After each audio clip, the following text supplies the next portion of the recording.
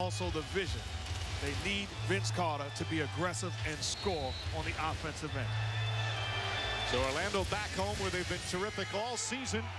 34-7 during the regular season. They won their first 4 home playoff games until Boston stunned them with victories in games 1 and 2 of this series. The Celtics have been great on the road. They've won their last 4 road playoff games, 2 in Cleveland and 2 in Orlando as we're underway. Carter just 1 of 9 from the field. He had as many turnovers as points. One of the worst games of his career as Perkins knocks it out of bounds. He told his teammates yesterday, "I owe you one." I used to love when teammates tell me that. You kidding me? Pierce comes over to knock loose. And they'll stay the same. 5 left on the 24. But you can see right now Boston's already more aggressive. Kendrick Perkins deflected the first ball out of bounds on Carter's trying to turn the corner, and then Pierce protecting the basket. Good play. Of course, the key in game 4 was the start. The alley-oop. Perkins knocks it away. That's 3 deflections on 3 passes. Celtic defense has been the key reason why they've been so good on the road. Pierce guarded by Barnes, and Carter is on Allen. A switch from earlier in the series. Ray Allen fires a 3, puts it in. He had 5 3-pointers in game 4 to keep the Celtics' hopes alive in that one. You see that action was because of the switch. Matt Barnes defending Paul Pierce. Vince Carter on Ray Allen. They put movement involved and allow Ray Allen to do what he does best. Nelson lost it out of bounds, was not deflected. Nelson was on the attack all game long in game 4. Such an important part. Stan Van Gundy loved the way he attacked. He did point out that he had 6 turnovers, but the key for Nelson is to stay aggressive. It is, but as on the whole, the Magic got in trouble in the second half because of their poor ball handling, and the Celtics are going right back to the same play. Turnovers have been a big problem for Orlando. Ray Allen misses. Greer Nelson tracks down the rebound. Much better job that time by Vince Carter, chasing down the shooter and contesting the shot. Carter makes his move. And a whistle and a 3-second violation. So already 3 turnovers for the Magic. They're averaging 17 a game in the series. And the difference in game 4, guys were turning the corner looking to score. That time, Vince Carter turned the corner looking to throw it back to Rashard Lewis. He's got to be aggressive. He's got to dunk that. Keep going and go up over people. You're the one guy who has that talent for your team. Pierce drives. Blocked by Howard. Here comes Barnes the other way. Lewis, an open 3. Lewis did hit 2 of 3 from downtown in game 4. Prior to that, he was just awful from long range. Allen posting up Nelson. Nice defense from Jameer Nelson. Still Celtic ball. It's good defense by Dwight Howard. Paul Pierce posting up the smaller Jameer Nelson. Howard comes from the weak side, recognizing it, comes up with the block. That transition basket, I didn't like. Dwight Howard ran the floor, was wide open, and you settle for a 3-point jump shot. Reward the big guy running. Barnes, meanwhile, fouls Paul Pierce. And Pierce will go to the line. Barnes had a good solid game 4 as well. Meanwhile, Pierce, he's already taken 36 free throws in the first 4 games in this series. You go back to the Cleveland series, he took 19 total free throws in 6 games. So he's done a great job of getting to the line. That's where he scores a lot of his points. Boston during the regular season had the 2nd best road record in the NBA behind Dallas. They were 26-15. And now 5-2 on the road in the playoffs.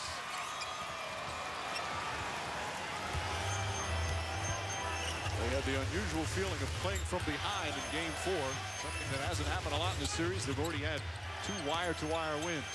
Carter hits a 3. Carter's already equal his point total from game 4 with that 1 shot. Allen inside. Howard alters the shot. Rebound goes to Lewis. The NBA Defensive Player of the Year already making his presence felt. Lewis. It's good. Exactly what we talked about. pace, push the basketball, and good things happen for the Orlando Magic. Pierce sets himself up, and he knocks down a three. Pierce off to another good start.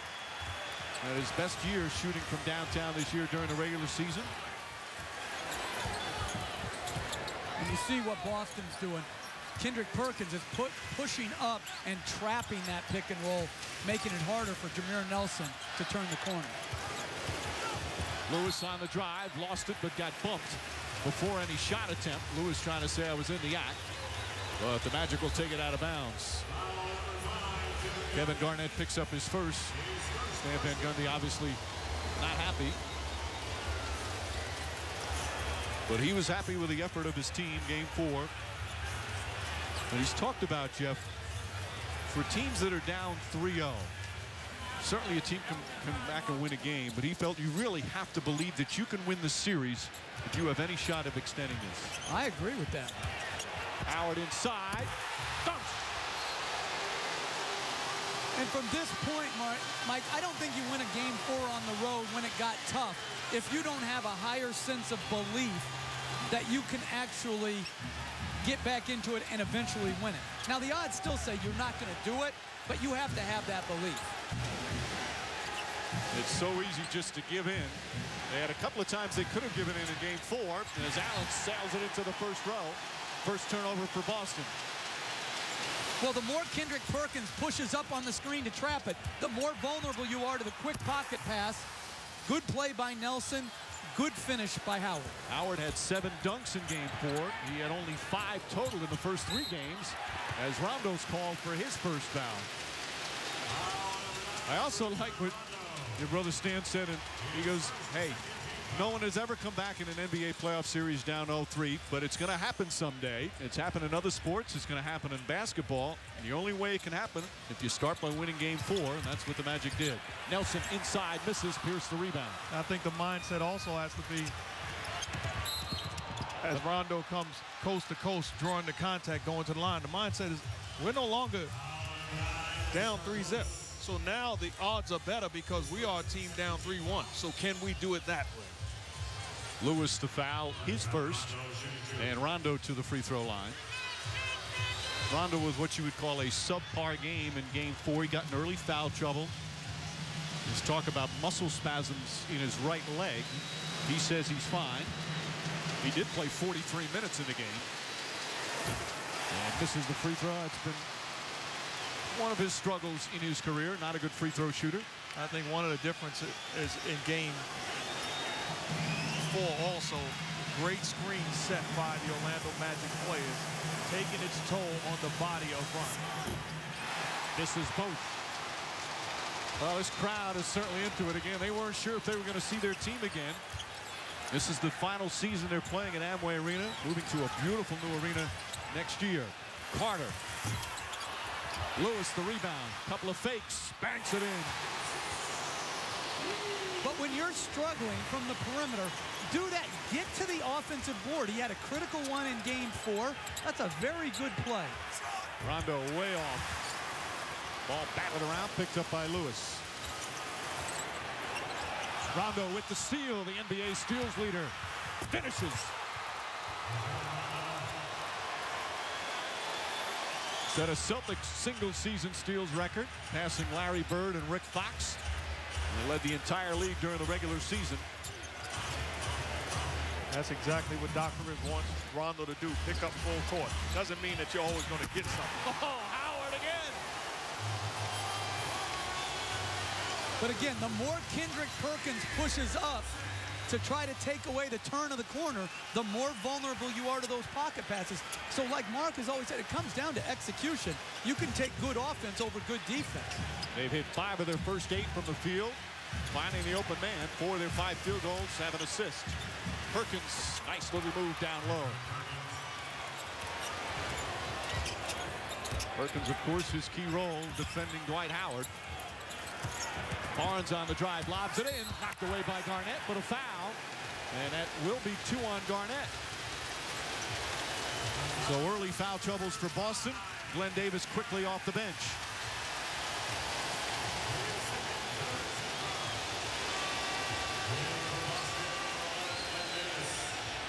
Good job in pick and roll situations. Coach talked about it. The pocket pass from Vince Carter on point to Dwight Howard.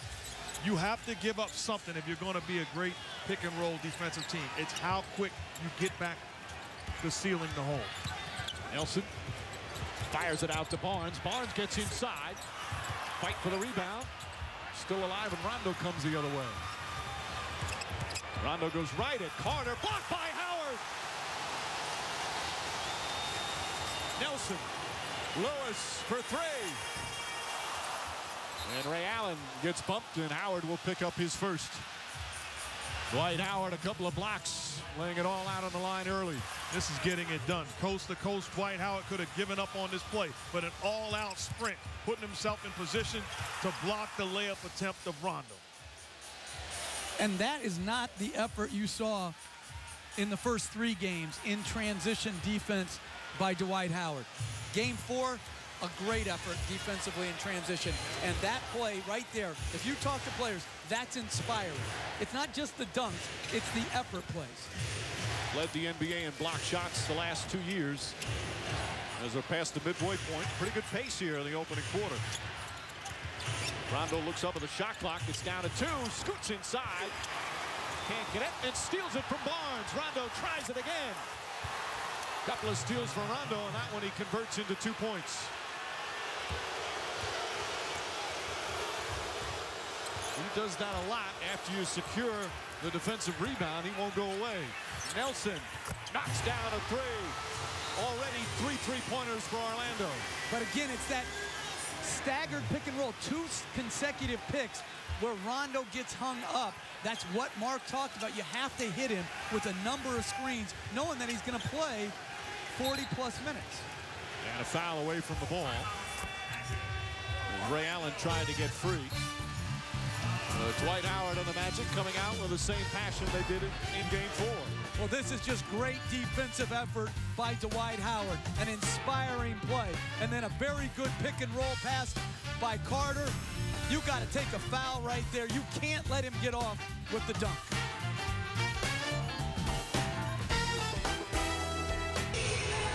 Welcome back to Orlando with the Magic holding an early 1-point lead. Well, level of talent doesn't necessarily always equate to level of influence. And for Doc Rivers, he says you'd have to look a little bit down the roster on the Orlando Magic to find the most important guy. Dwight Howard's the best. Carter's probably the 2nd best player. Rashard Lewis maybe the 3rd best player. But that doesn't matter. The most important player on their team, in my opinion, is Jameer. I think he's their heart and soul. He gives them toughness. He makes big shots. And when he controls the game, it's tough to beat them. So far, he's done it once, and they won that game. Every single player telling me before the game that the single thing they had to do better was handle those multiple screens. Jeff, you touched on that at the start of this basketball game, guys. And also, Doris, he's been here in all series. Rondo this, Rondo that. Rightfully so. Rajon Rondo has been brilliant in these playoffs. But he's saying, hey, wait a minute. I was an all-star point guard, too. And he came up huge in Game 4. Shot clock down to 7 as Pierce hits it. And there's always one guy. Every team has a guy that guy plays really well. They're almost unbeatable. Like Lamar Odom with the Lakers. If he has a big game, the Lakers rarely lose. When Nelson plays at that level, they're almost unbeatable. And really, the reason why is because he fits the system. You know, they're a pick and roll team, especially when he's not just scoring. When he's making plays for everybody else, then you have no answers defending their pick and roll. They call a foul on Perkins. And the other thing he was talking about, Mark, as you look at his numbers in the series, is that he said, I was too afraid to make mistakes. Now, he had 6 turnovers, which is way too many. But sometimes a point guard, Steve Nash is like this, at least that's what his teammates say. He's not afraid to make a turnover. He wants to make the right pass. Is that a mindset a point guard has to have? Well, you have to put yourself in a position where you're not afraid to make the play. But what you don't want to do is get in the habit of going for home run plays. You want solid plays, reading what the defense does. Meanwhile, that other point guard, Rondo, picks up his 2nd, so he has 2. Garnett has 2. Remember, he had foul problems in Game 4, but Doc Rivers looks like he's going to leave him in now. But see, I like this. You know, people say, oh, Doc Rivers is rolling the dice here. No, he's rolling the dice if he takes him out, that they can sustain good play without Rondo on the floor. I think this is the smart move. I think coaches often foul out their own players by overreacting to 2 fouls. When you used to coach Houston, you'd leave Yao Ming early when he picked up a lot of quick fouls with the Rockets. Well, yeah, I think it all depends on who the player is. Some players can't handle playing with fouls. They become totally unaggressive. Some people don't have the intelligence to play well. And frankly, with a guy like Yao, if you took him out after 2 fouls, yeah, you're saving his fouls, but he always played awful. Why did you look at me when you said some people didn't have the intelligence to play with 2 fouls? And some people you want to foul out.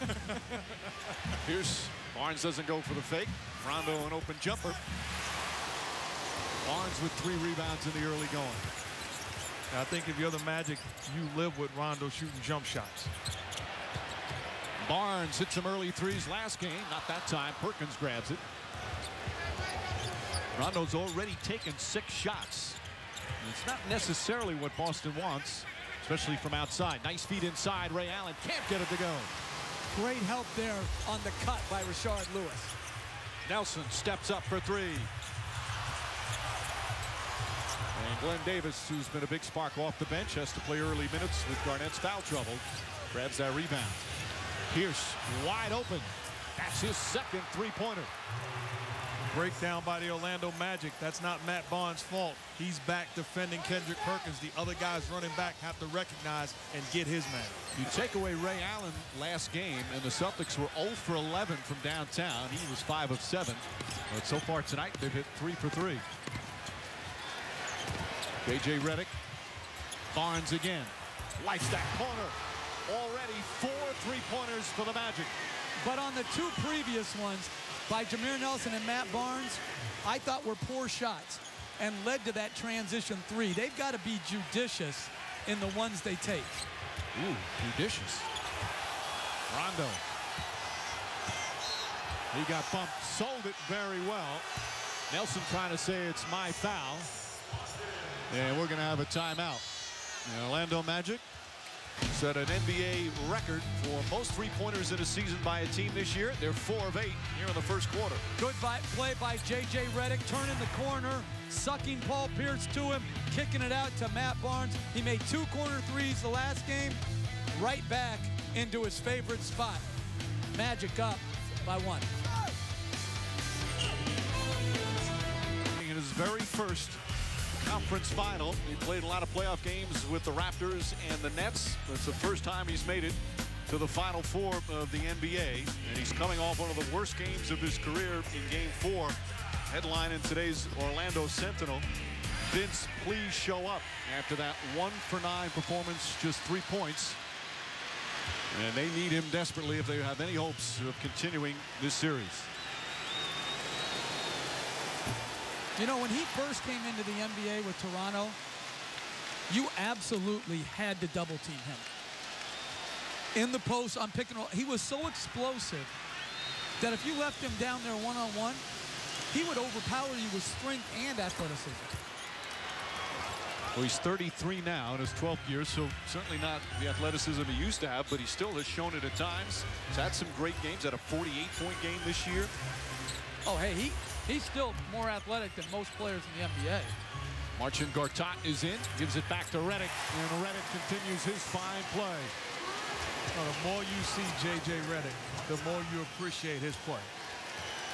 I'm talking about competing on the defensive end. Does he have shortcomings? Absolutely. But he has no quit in him. Pierce. Barnes, good hand in his face. And Barnes comes up with a rebound. The key when Pierce isolates like that, you just can't, as blocked by Glenn Davis and a very good body control by Gortat to avoid the charge. You just can't foul Pierce in his isolations. He can get that jab step shot. There's nothing you can do about it. You just can't foul him. You have to be disciplined against all his shot fakes. I like that last pass by Jameer Nelson. Once again, you can tell they worked on it. The pocket pass, putting it on point to a rolling big guy. Glenn Davis picks up his first. Gortat will go to the free throw line. With just 2:06 remaining here in the opening period. Tomorrow night, the Western Conference Finals continue. They're back in Los Angeles, Game 5. How about those Phoenix Suns as they beat the Lakers to even up the series? Tip off shortly after 9 Eastern. And then on Friday, if the Magic win, we'll be back in Boston. And it tip off shortly after 8:30. And I think every NBA coach is taking note of the girly zone that Phoenix is playing, because they playing it with high, high energy. Rondo to Tony Allen. Rondo always seems to find Allen as soon as he comes off the bench. And the Magic back up by 2. Brandon Bass also in. Bass making that appearance, giving good energy in game 4. Spins against Davis, puts it up, shot won't go. Fight for the rebound, Gortat.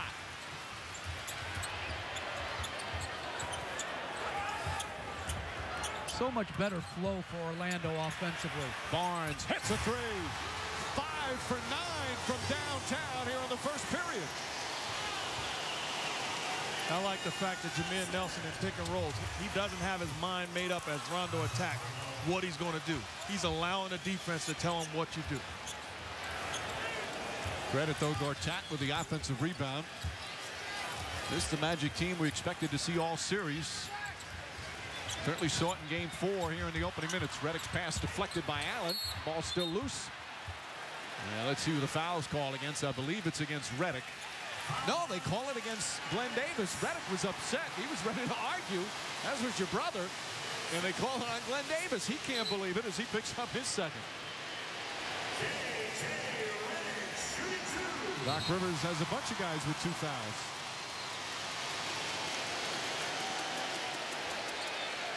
I'm saying he pushed off Redick. Saying it and making it true are 2 different things. J.J. Redick has hit all 15 of his free throws so far in this series. Now 16 for 16. And we've talked so much about what a great career he had at Duke, but it was not an easy start for him in the NBA. His first couple of years of the Magic, he said he was humbled, and he added that he needed to be humbled.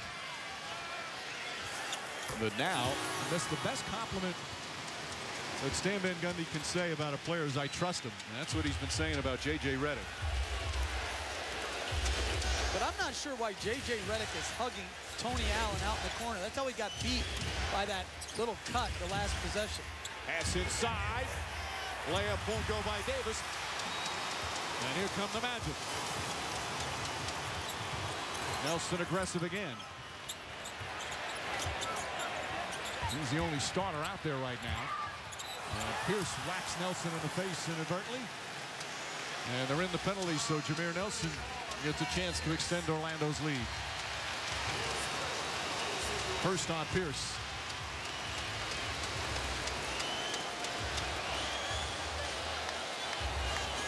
You know, this playoffs have been so many great performances by point guards. Of course, Russell Westbrook in the first round for Oklahoma City, how he battled. Steve Nash, what he's done with the Phoenix Suns. Rajon Rondo is playing as well as anybody in the postseason. It's not been easy to be an opposing point guard. Nelson has battled back against Rondo and off to a good aggressive start tonight. You talk about aggressive play. This is what you do in pick and roll situation. He is attacking Glenn Davis, forcing help, and then buying time for knockdown shooters. You don't want to just come off the pick and roll and allow your man to get back. He's doing a great job of keeping them off balance defensively. Yeah, the Magic, not a great free throw shooting team. They've hit their first 7 tonight. And they've got a 6-point lead as Michael Petrus comes in for Brandon Bass. And Dwight Howard hasn't shot one yet. That's going to help you be a good free throw shooting team. Yes. Point well taken. And usually they can't get into the penalty if Dwight Howard's not the one not being fouled. But they've gotten into the penalty early, and they've shot a lot of free throws. One of the surprises from the Game 4 win is they missed 13 free throws and still won the game. 13 free throws in all the turnovers they had. They had 19 turnovers, yet they still won on the road. A 12-point turnaround here in the first quarter. Boston went up 5-0. And the Orlando Magic turned it around nicely. A little over 2 seconds difference between shot clock and game clock. Rondo. Good defense from Gortat. Still Celtic ball, 3 to shoot.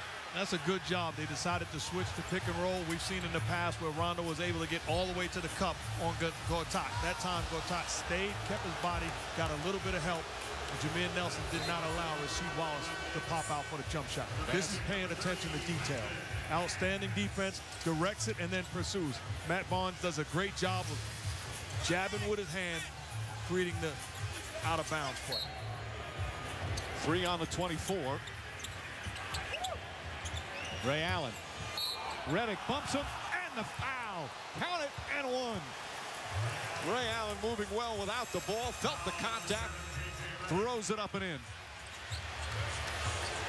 And a little chatting after the whistle. Matt Barnes getting involved. Paul Pierce talking back to him. It's a tough break. Good job of chasing down, but Ray Allen just too good offensively. Little bump, able to take the shot. There's got to be some guys in the league, like your former teammate Reggie Miller and Ray Allen. You just hate having to guard these guys because they never stop moving. I used to get a thrill out of watching guys every single game get frustrated by Reggie Miller and his antics. And he never did anything. All he did was make shots. I used to even watch Jeff Van Gundy get upset on the sideline. All the guy did was make shots. He was never wrong.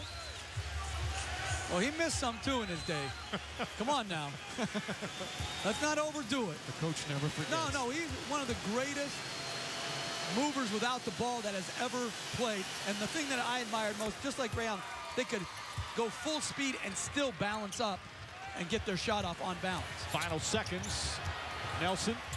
They flip it up. And that will end the first quarter. For the second straight game in the series, Orlando puts 31 points up on the board.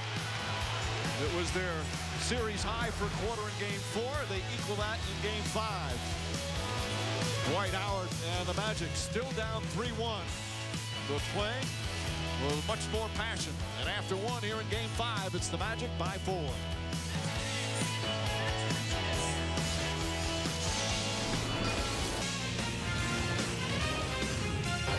Welcome back to Orlando with Doc Rivers. The Magic's flow offensively looks a little bit better. How do you disrupt that? Well, we got to get out to threes, and it starts with our pick-and-roll coverage, so just got to improve that. But listen, 5 threes, foul trouble, we're down 4. Right now, I would take it. Using your word together in the pregame, evaluate your guys on both ends. Yeah, they're doing that. They're playing hard. We're here tonight. You know, whether we win or lose, we'll find that out later, but I can tell you they're here. Thanks, Doc. Mike. You talk about pick and rolls. Jameer Nelson, the ability to come off, find shooters. Vince Carter, once again, comes off. Nobody there to help, makes them pay the price. And then skate, force the defense to adjust, create a little bit of airspace for the shooters, finds Matt Barnes. Jameer Nelson, a stellar job, not only scoring, but finding guys for big assists. Nelson, of course, last year missed a lot of the playoffs with the shoulder injury.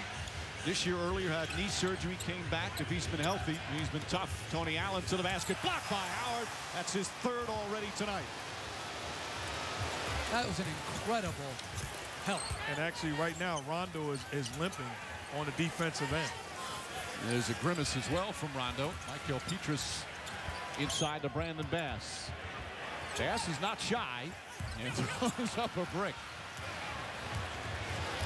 Well, he plays with so much energy. That's why Stan Van Gundy said he gave him some extra minutes in Game 4. He said we needed energy, and he provides a lot of that. Jason Williams in for Orlando as well. There's still a limp to Rondo, Mark. Davis across the lane, flips it up and in. Tough shot. Well, not much you can do there. It's a tough shot by Glenn Davis. Good defense by the Magic. It's Williams, Petrus, Bass, Redick, and Howard. Petrus sets, fires, another 3. 6 for 10 from downtown.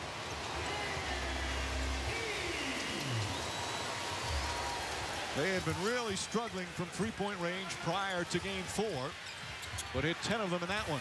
Wallace answers. You know, this is a great clinic of offensive execution for both teams. Playing very well. And it's against 2 of the best defensive teams in the NBA.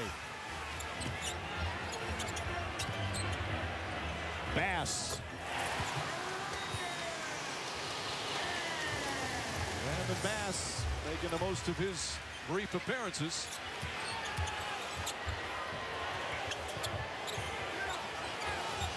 Inside. Oh, Rondo got hit. And here comes the Magic.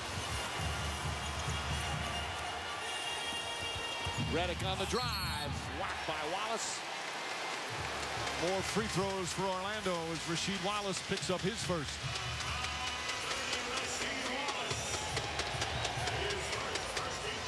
Kevin Garnett sitting with the 2 fouls.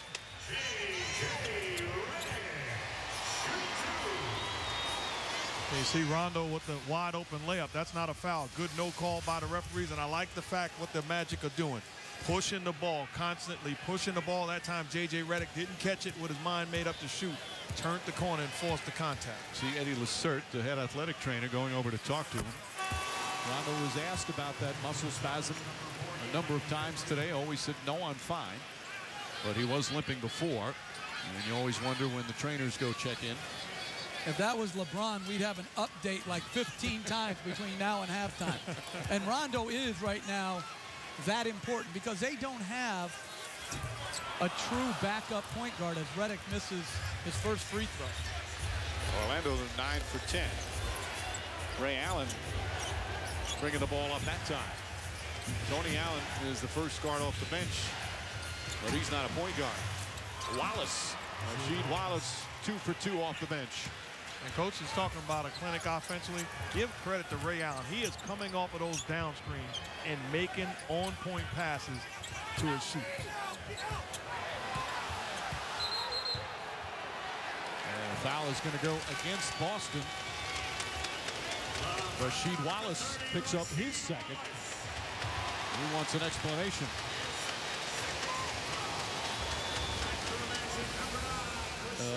Let's watch the Wallace foul. That's a good call right there. You can't displace the guy.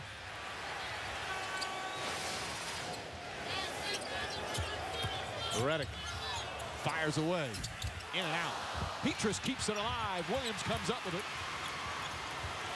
Redick for 3. Bang.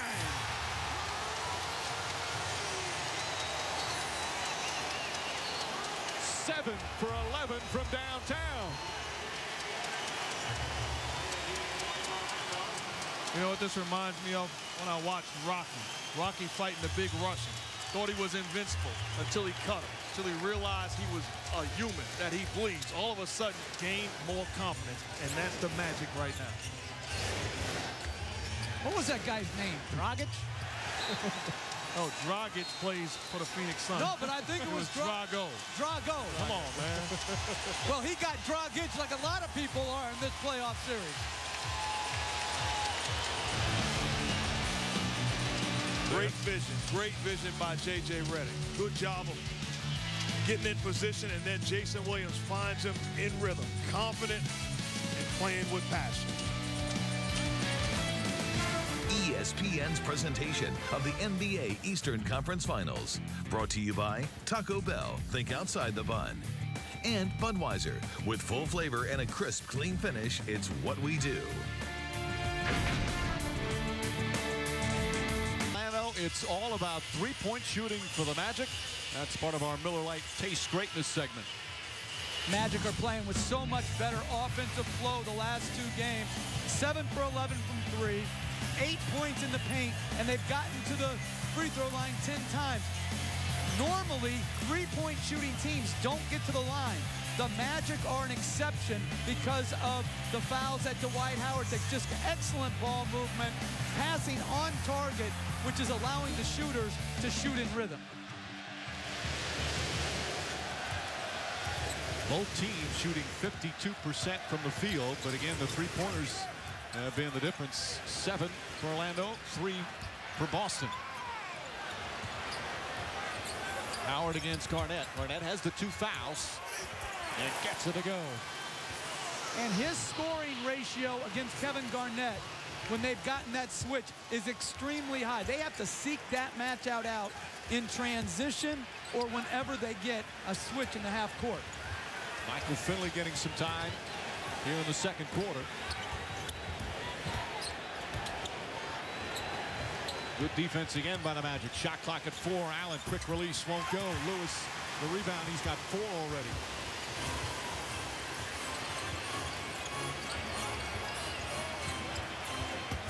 Howard inside, stop, block, and they'll jump it up. Great defensive play from Rasheed Wallace. And he does it with 2 fouls. Well, he's not worried about foul problems. They've got a whole bunch to give out against Howard. It's just good defense by Rasheed Wallace. Does a good job of staying in front. Does not take the bump and move away, but sticks with it. Comes up with the block shot attempt. Ball for the jump ball. And Eddie F. Rush did a good job officiating right there because it looked like a foul, but holding his whistle and seeing the play develop, that's what you're trying to get. Howard wins the jump ball.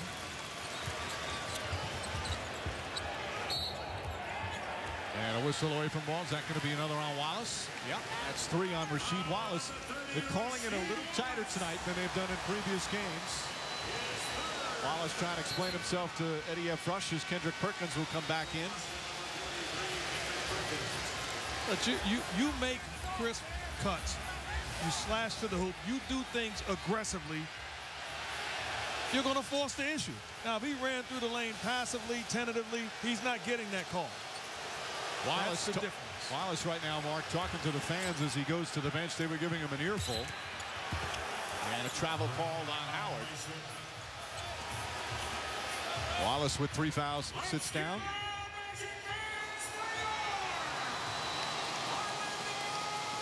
So 3 on Wallace. Kevin Garnett picked up 2 quick ones. Rondo has 2. Rondo and Garnett back in the game now. Starting 5 intact for Boston. But they trail by 9. Good defense from Jason Williams. Almost stolen. Another deflection. And still Celtic ball, 9 on the 24. Howard is dominating the game defensively. Garnett had beaten Lewis off the dribble. Great early help and then deflected what was trying to be a lob to Kendrick Perkins. Perkins standing all by himself. Shot clock at 5. Garnett, the high release. Garnett's first shot of the night. Jason Williams goes at Perkins. Oh, pretty move from Jason Williams. Rondo rushes back to Garnett. Can't get it to go. Garnett the rebound. Blocked by Howard. His 4th of the game. Saved by Lewis, but right to Pierce. Alley-oop won't work. But you think about the hustle by Howard. Not only did he block the shot, but he was in the corner when Pierce caught the basketball. The energy and effort to get back into the play. And the energy in the building. Howard's got the crowd on its feet. 4 rejections already. Shot clock at 3. Reddick fires. Puts it in.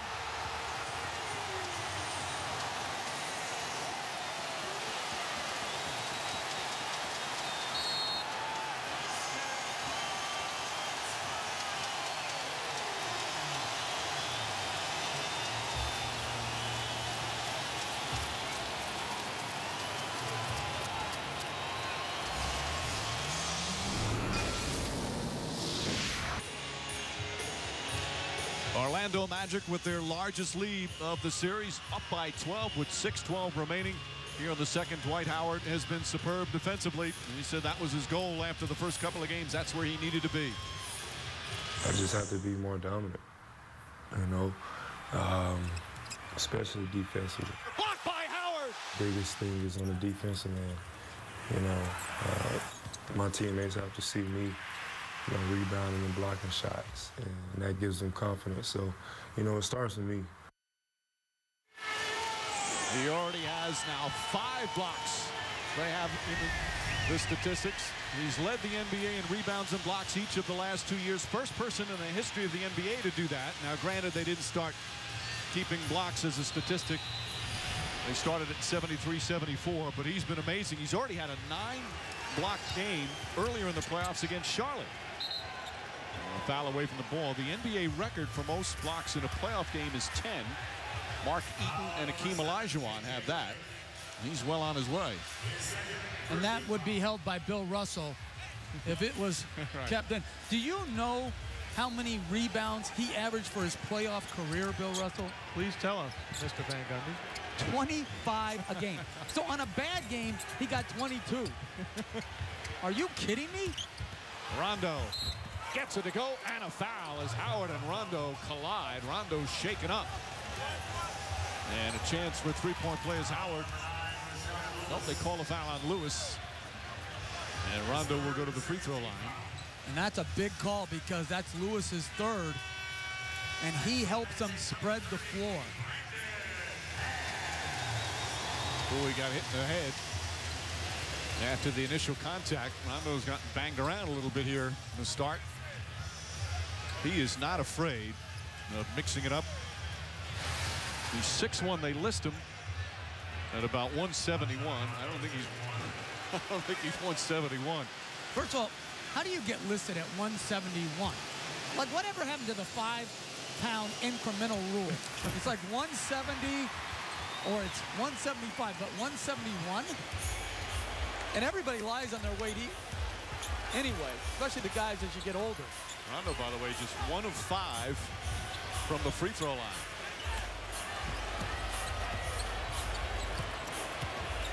Howard throws up a brick. Garnett the rebound.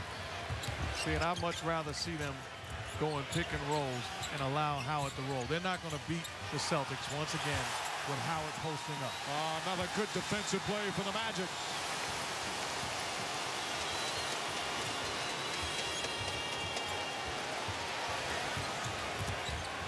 Redick backs up, in and out. Perkins the rebound. Bad pass deflected by Redick. It goes unnoticed that Stan Van Gundy has decided to keep this unit in. Vince Carter just 8 minutes in this ball game because of the energy of this unit. And Bass bringing the energy as well. Gets that to go for his second field goal. Carter, you see, taking off his warm-ups. He's going to check back in. Yeah, Redick is on fumes right now.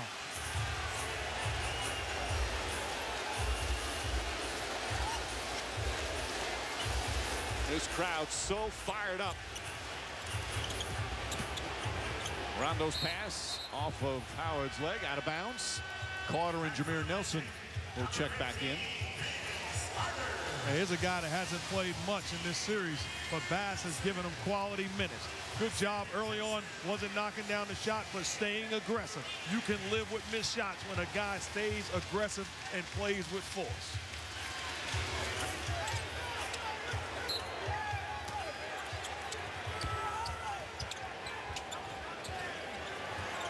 Rondo. Garnett the jumper.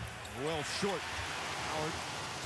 The rebound. Rebounding numbers +9 for Orlando. 21-12. Carter throws it in. Deflected by Perkins.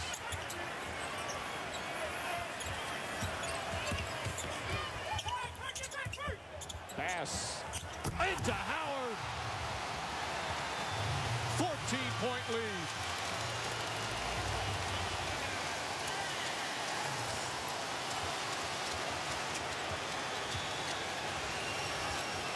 Allen, too strong. Peaches the rebound. Everybody contributing for Orlando.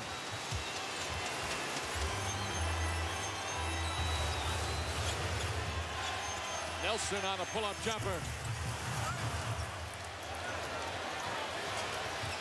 Magic still shooting 53% from the field. And a foul on Jameer Nelson. That's going to be his first. And the third team foul.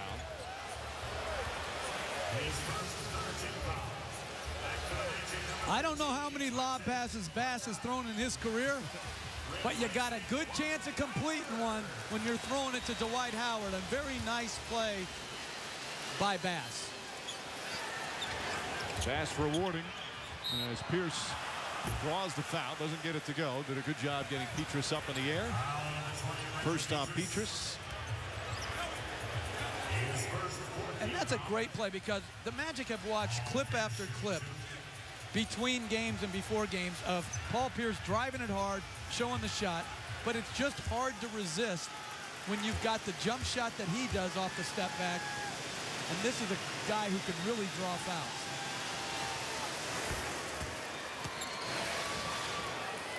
Well, he gets the step back, so you're coming from afar. You just got to, if you're that far away, your contest is going to have no impact on the shot.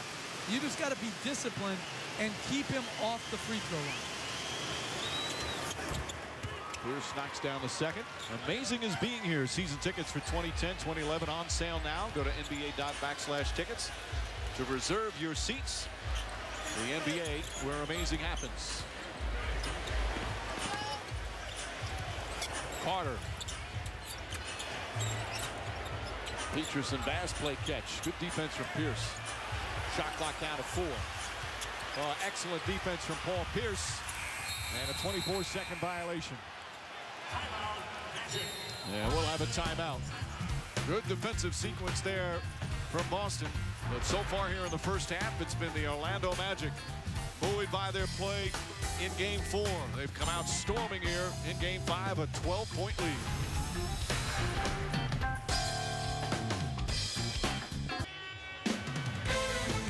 Well, there may be a Game 6 in this Eastern Conference Final as the Magic trying to make it 3-2 tonight. If they win it, we'll be in Boston. Coverage kicks off at 7:30. Key NBA shoot-around. And tip-off shortly after 8:30. That'll be Friday night on ESPN if the Magic can win here at home for their second straight in this series. And for the Orlando Magic, what a difference one game makes. They really looked done after Game 3. Their body language really was poor, but that confidence from Game 4 has really carried them into here this one. Yeah, and they've played better basketball offensively. I think they're really pushing it. They're getting into what they want to try to put them in, which is setting screens on Rondo, and they've created good quality looks. And you make a good point. The bottom line, sometimes it boils down to just doing things harder. The Magic have done that. But right now, this is a vulnerable unit. Vince Carter is going to have to score. Nelson tips it and gets it to Carter. And I would post Carter against Ray Allen. Carter just 1 of 2. Again, hasn't played much. As the bench playing so well. Gortat. Carter. That's a 3. Rondo the rebound. Rondo back in. Looks like he's run a little bit better, Mark. Nelson on Pierce on the transition defense, and Nelson picks up his second foul as Pierce goes down hard. It's Pierce looking at Gortat. I think they're going to call something a technical foul. Eddie Rush and Tom Washington discuss it. Rush ready, had that T signal ready. Well, I don't know if it was because they kept playing after the whistle. So Gortat is saying that Perkins elbowed him, and then he hit the basketball. And that's 100% right. Perkins with the little short elbow. Gortat deflects the basketball out of his hands, picks up the technical foul. Double technical. So Pierce will go to the line. By the way, so it's a technical when you knock the ball out of somebody's hands? I guess they feel it's unsportsmanlike. Oh. By the way, Game 4, Dwight Howard had that elbow to the head of Kevin Garnett. The league reviewed it in between games and upgraded it to a flagrant 1 foul. Now, he already has a flagrant 1 foul.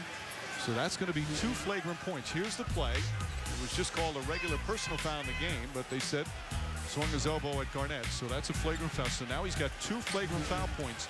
If you get 4 flagrant foul points, you're suspended a game. So just for the sake of argument, if he picked up a flagrant 2 foul here tonight, he would be suspended the next game. So obviously he has to stay away from that. The NBA, where soft happens. Are you kidding me? That's a flagrant foul? Come on. They didn't call it in the game when we agreed. I mean, it was a foul. Oh, my goodness. Coming up on 2 minutes remaining, first half. Well, an excellent first half for the Orlando Magic. Carter.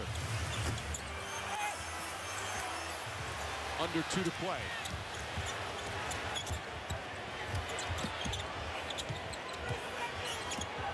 Rondo tries a second time. Garnett. Pierce. Draws the foul again. He is so good at that. Carter upset with the call, trying to avoid it. Pierce is as good as anybody in the NBA. Kobe Bryant is as well, but Pierce does it very well himself. So 2 fouls on Vince Carter. Just so crafty on the offensive end, creating a little contact because of his ability to score. There are certain guys that can make that move all day long and the defense wouldn't bite.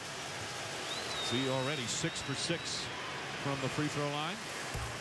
Coming up at halftime, Stuart Scott, Magic Johnson, John Barry, Michael Wilbon, the Toyota halftime show.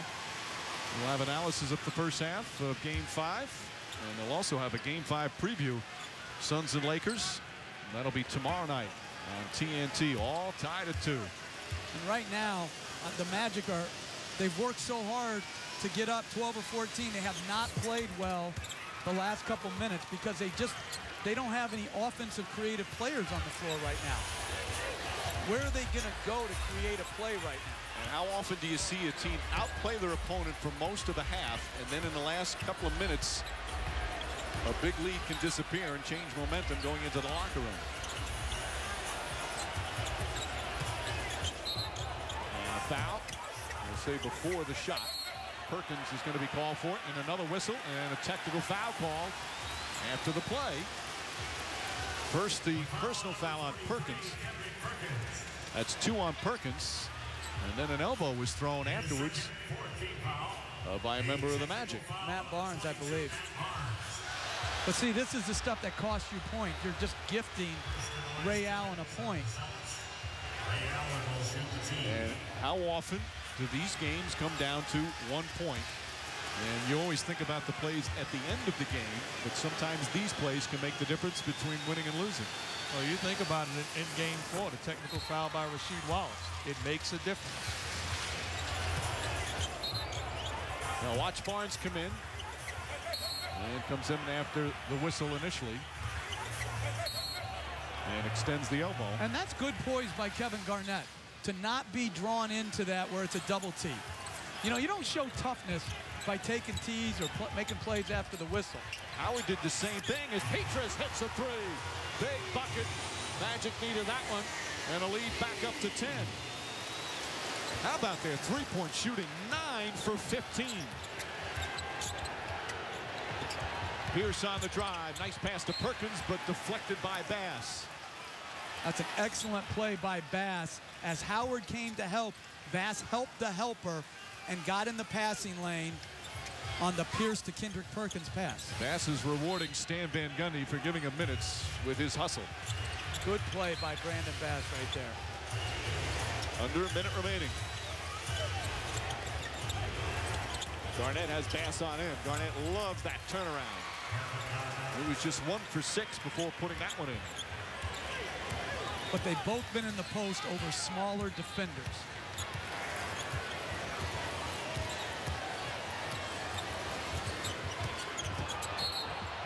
And a foul called. Howard dribbled it off his foot. Perkins walking away, and a technical foul on Perkins.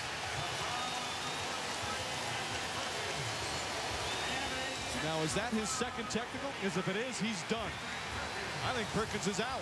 He got that double technical early. 2 technicals means automatic ejection, and boy, is that a costly call for the Boston Celtics. And that's where you got to already know who has a technical. Give it to somebody else. Tough call on the foul. That's a tough call. But then Perkins, he walked away. He wasn't looking at Eddie Rush. He reacts, obviously, an emotional reaction. There is no way that should be a technical foul. And there's really nothing you can do about it right now. If the technical foul is on Kendrick Perkins, there's no adjustment to be made. It's his second one, and his night is over. Yeah, Doc Rivers is saying it. You know what? If I'm Eddie F. Rush, though, right there, I'm saying I overreacted. I thought it was the first technical. I'm not giving it to him for that. I'm not ejecting someone from a game that is so important on maybe an overreaction. Perkins went out of his way to turn away and complained with his back to it, so Rush, he could have gone at him. He didn't do that. He turns and walks away and gets emotional, yet still gets hit with a tech. That's bad officiating. That's just a bad job. Kendrick Perkins does the right thing, frustrated with the call, but walks off. He walks away from it so that there's nothing to be read from it. See, I just don't understand why you have to interject your anger into a game. And especially, it's a playoff game. You have to allow for the emotions. Meanwhile, Howard hits the free throw.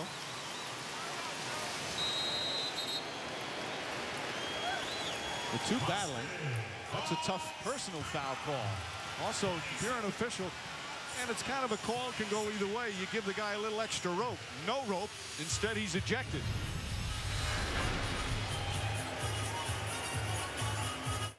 T-Mobile asked, now that adding a family member to your plan is just $5, who would you add? I'd add my pops if he'd stop doing that. Automatic.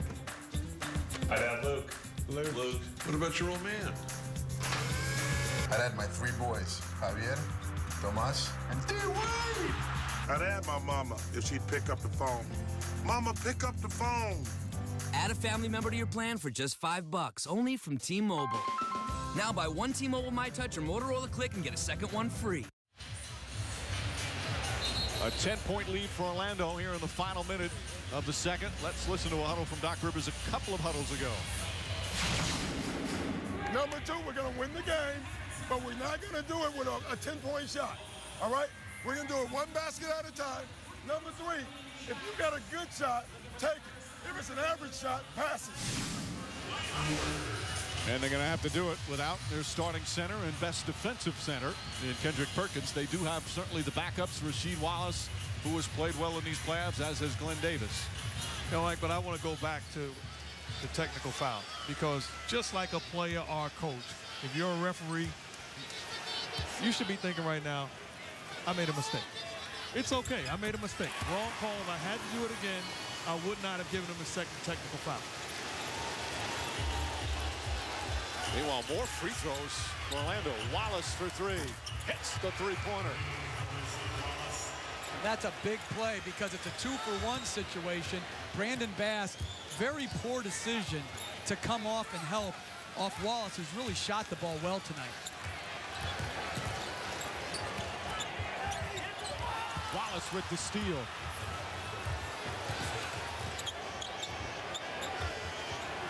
Shot clock turned off. And a defensive 3 seconds against Orlando. So a one-shot technical foul with 6.3 remaining. Brandon Bass is really struggling down the stretch here. Gives up the 3, turnover, illegal 3.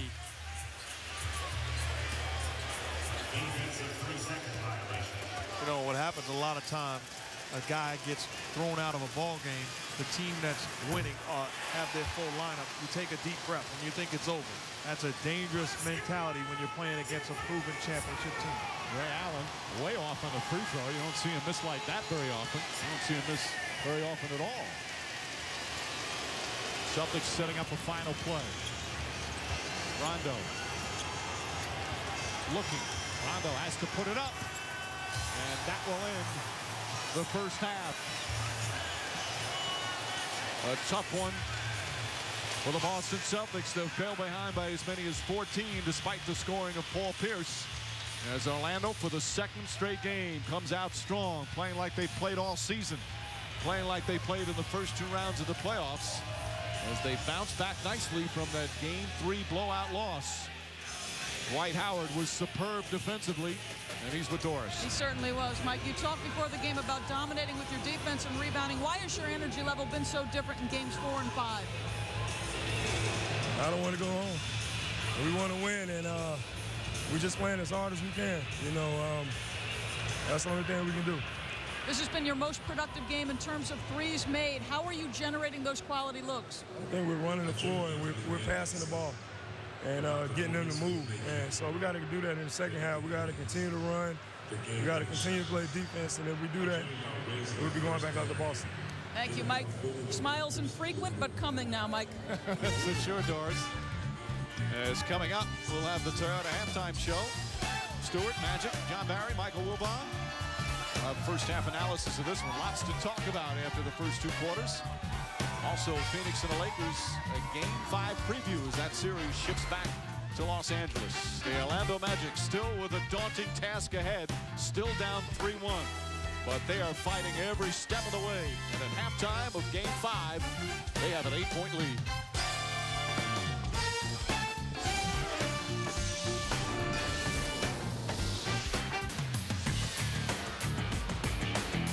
Welcome back to Orlando, Game 5 of the Eastern Conference Finals. The Magic, another strong half.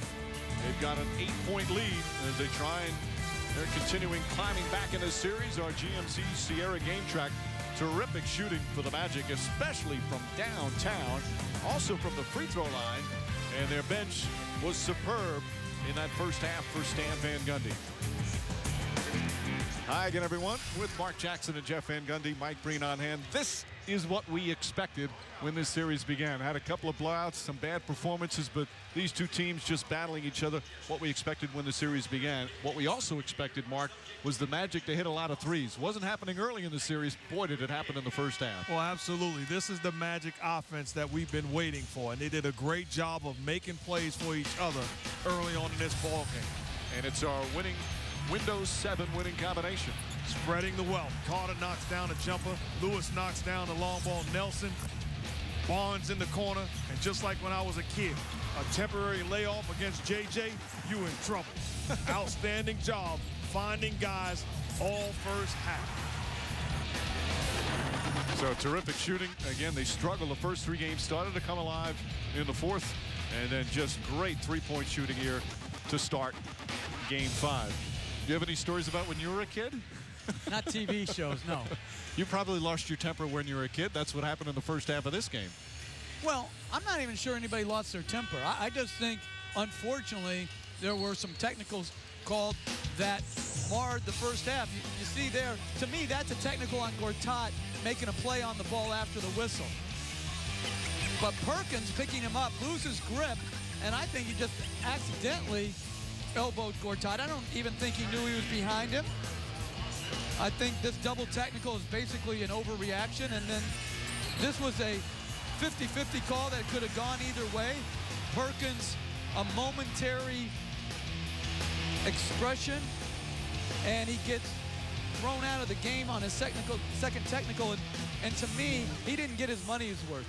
If you're going to get thrown out, you got to kick it up into the stand. And importantly for Boston, that's Perkins' 7th technical of the playoffs. Now, if the technical holds on your 7th technical in the postseason, you're suspended for the next game. So if Orlando wins and that technical holds, Perkins can't play in Game 6.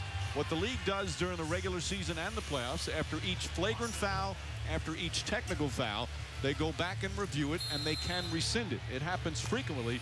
You hope that it'll be rescinded for Perkins because it really didn't look like he deserved that. Well, it's not just Game 6. It would be Game 1 of the finals. Right. Either way, he's suspended the next game. But I would totally expect the league to take a look at it and rescind the technical. But Perkins is done for the night. Rondo gets inside. Nice move from Rondo. And with all the fine play from Orlando and the great shooting, their lead is just 6. But lost in Orlando's great shooting. Boston shot 4 for 5 from 3, so they shot it well. And I think offensively, Rasheed Wallace playing him is a huge advantage. He shot the ball extremely well. Barnes shoots that one extremely well. After the good initial defense, Barnes with 9 points. He's come alive a little bit offensively the last couple of games. But you make a good point, Coach, because defensively for the Magic is a tougher matchup because when they didn't play Kendrick Perkins zone in the area, now you have to defend Wallace and Garnett. Ray Allen. Rondo given the open shot. Rondo able to connect. He's starting to hit 13 points and 5 assists. And Rasheed Wallace is going to have to make sure he doesn't take needless fouls. Without Perkins in, he can't just whack at Howard. And there you go, right on cue, count it, and a foul, and that's 4 fouls on Wallace. But that's exactly what you need from Vince Carter. Turn the corner and look to score. I'm sure Stan Van Gundy is thinking, that's exactly what I wanted. And Doc Rivers is thinking, putting pressure on the defense. Carter, big, skilled, and a scorer. Go to the body of the bigs, take the contact, and finish. So Wallace will sit with his 4 fouls. Remember, Garnett had 2 quick ones, but that's all he has. And Glenn Davis returns to the game. As Carter completes the 3-point play, he has 6. But even this unit is a better offensive unit than with Kendrick Perkins, where Dwight Howard is going to have to guard somebody who can make a 17-footer. Ray Allen, the spin, too strong. And a foul on Davis, and that's Davis's third foul.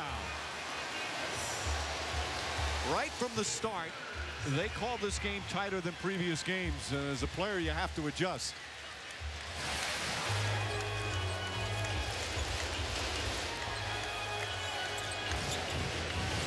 Alley-oop to Howard!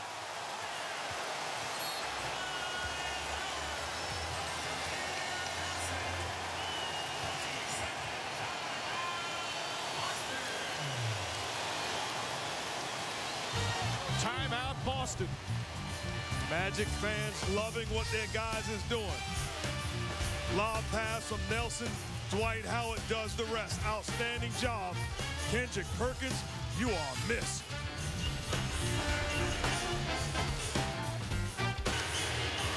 Magic back up by 12 here in the third. Let's check in with Doris Burke. Mike, Rajon Rondo told me at the half he was okay. I asked him if that right leg was spasming. He said, no, I'm okay, no excuses. I asked Doc the same question. He said he's fine. He thought the 2 fouls impacted his aggressiveness. He said the threes the Magic hit in that first half, Mike, he said 3 or 4 were great offense. Another 3 or 4 were my faults. He goes, we've got to get out of that right now. He said, but honestly, being down 8 at the half, he didn't feel that bad given how they had played, Mike. Well, especially that three-point range, Doris, 10 of 16. The NBA record for most threes by a team in a playoff game is 20. Seattle did it back in 1996. Carter won't go. Rebound taken by Allen.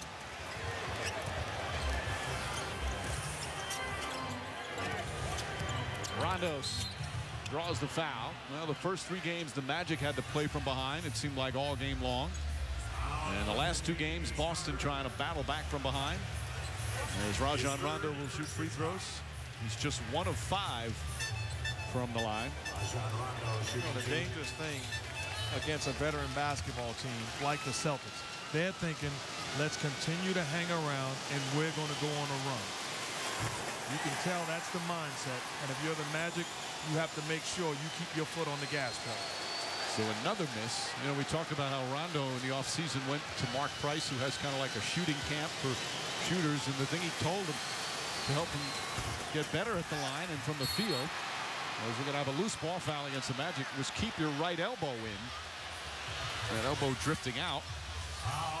As he's now 1 of 7 that they call. No, it's going to be a foul, not a violation, so Boston will get possession. And that's a huge call right there. Lewis's 4th foul. Because that's his 4th. That's a bad block out by Lewis, trying to face guard him. Step in there, turn, and you have guys who are squeezing in. Dwight Howard's going to clean up all that stuff. See Nelson playing off Rondo, daring him to shoot, gets in the paint, puts it in. So good at that floater, Mark. And you can tell Rondo is looking to be aggressive offensively. If you're the Magic, you have to make him become a jump shooter. Anything other than a jump shot is bad defense. Another unforced error by Jameer Nelson. That's helping keep Boston in the game. 9 turnovers for Orlando, just 4 for Boston.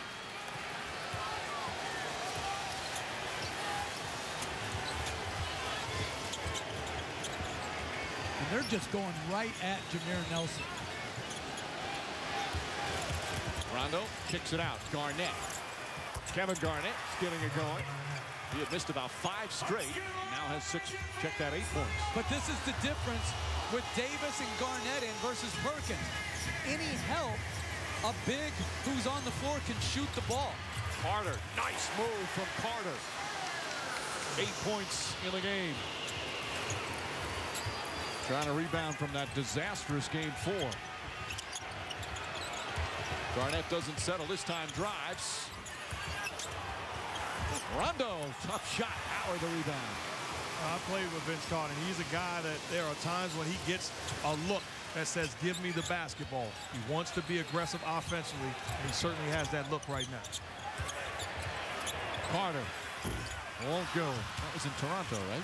Absolutely. I mean, an outstanding offensive guy that really had the package and able to score in a variety of ways. The Magic energy has dropped, though, a little bit. Garnett from straight on. In and out.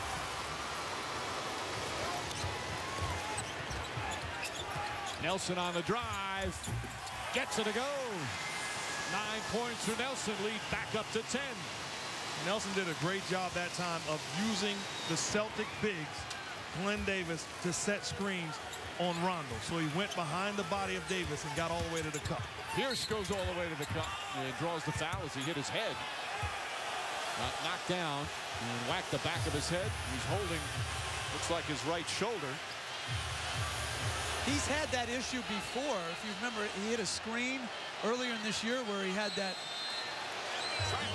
We're going to have a timeout as Eddie Lacerte, a longtime head athletic trainer for the Celtics, jogs on the floor.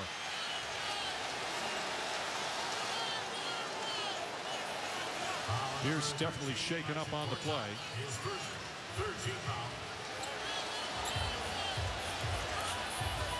Ooh, that's kind of stinger the way he awkwardly landed. Well, you can see his right arm going back as Dwight Howard was coming down. So nothing intentional, but a tough spill from Pierce. ESPN's presentation of the NBA Eastern Conference Finals. Brought to you by the Sierra from GMC. Never send a truck to do a Sierra's job. Boston down 10, 7.5 remaining third quarter from Orlando. Paul Pierce is okay after going down hard on this play. He's going to be able to shoot the free throws and shake it up, stay down a while. Important for him to stay on the court because if he couldn't shoot the free throws, he couldn't return to the game. As Jameer Nelson and the Magic continue to push the tempo tonight, Mark. So exactly what we talk about. When you push the ball, good things happen. So he's using Glenn Davis as a screener. You push the ball, turn around as a defense, too late. Jameer Nelson able to get all the way to the cup because he's putting so much pressure on the defense. And the Magic have to do a better job of keeping Pierce off the free throw line. This is going to be his 9th and 10th free throw attempt. It's just too much. You got to make him make shots. Pierce is an excellent free throw shooter. In fact, he holds the NBA record for most free throws made in a game without a miss. Once hit 21 for 21. Well, he's on pace here tonight. Yep.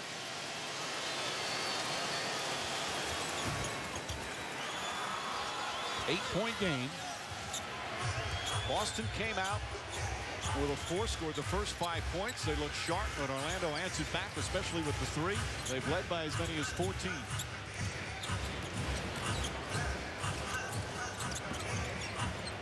Barnes looking for Howard. Davis is in there with all the foul trouble and the ejection to Perkins. Howard gets it to rattle in. 14 points for Howard. But it's what he's done on the defensive end that's made the biggest difference for Orlando.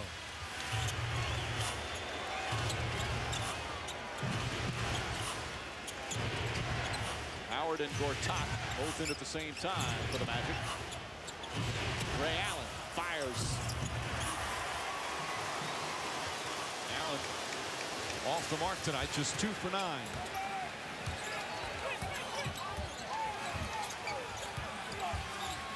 Nelson inside to Carter. Carter can't get it to go. Garnett the rebound as bodies go flying.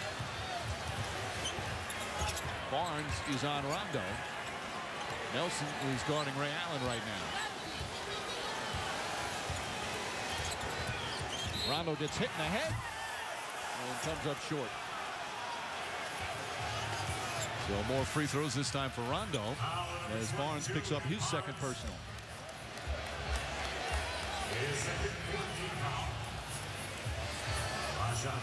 Rajon Rondo to the free throw line. He was talking the other day about everybody mispronounces his name. Even back when back when he was at school, he said teachers used to mispronounce his name all the time. Rajon. I never get it wrong. Rondo.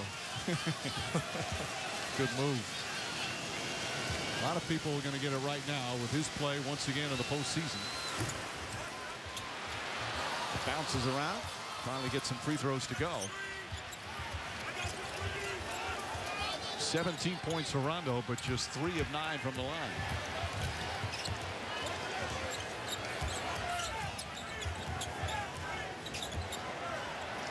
Midway point, third quarter.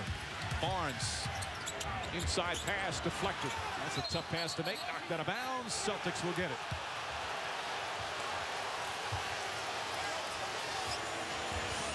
Stan Van Gundy has been lamenting about the turnovers throughout the series.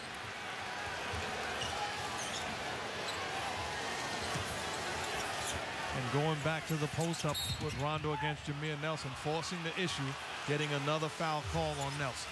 3 on Nelson, and for the Magic, that's their 15th foul. But see, this is where discipline by Jameer Nelson. You don't have to overfront. Rondo is not a post-up guard. To me, let him go to work one-on-one, take away his pass, take away his layup, and just make him make post moves over and over again. You do not want to get into foul trouble because your offense is important.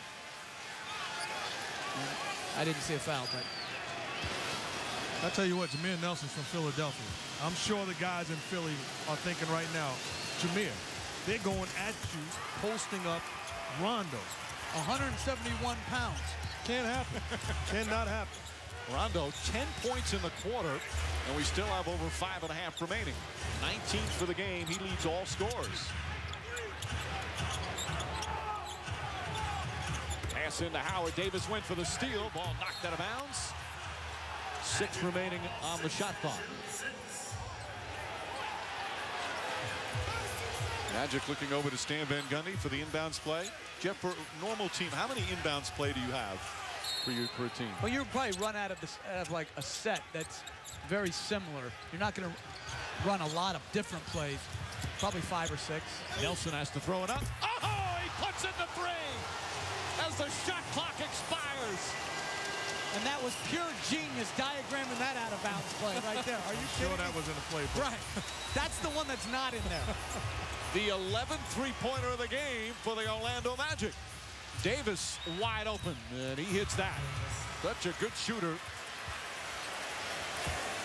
In the first half, I thought the Magic got better shots than the Celtics. In this half, I think the Celtics are getting better shots than the Magic. Nelson weaves his way in again. Kicks it out to Barnes. Barnes knocked away. Goes into the hands of Howard. Howard drops it in. Good second effort from Dwight Howard.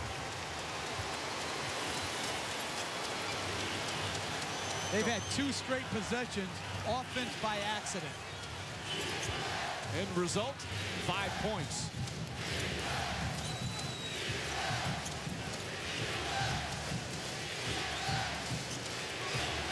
Pierce trying to sell that one. Good defense by the Magic. Nelson goes right at Ray Allen and draws the foul.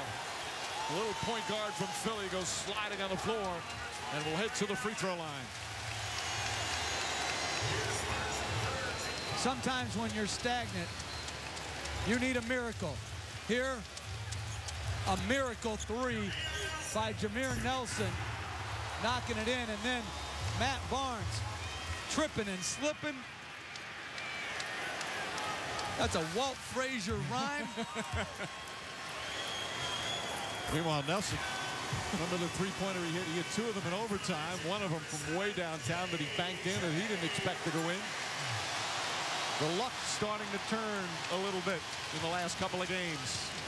But the hard work is what brings about the good luck. And the Magic have continued to work after that disastrous game 3.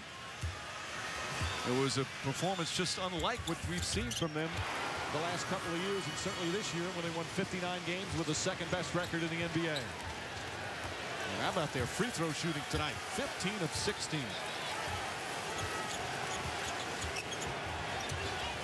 Garnett, nice fake, and the finish.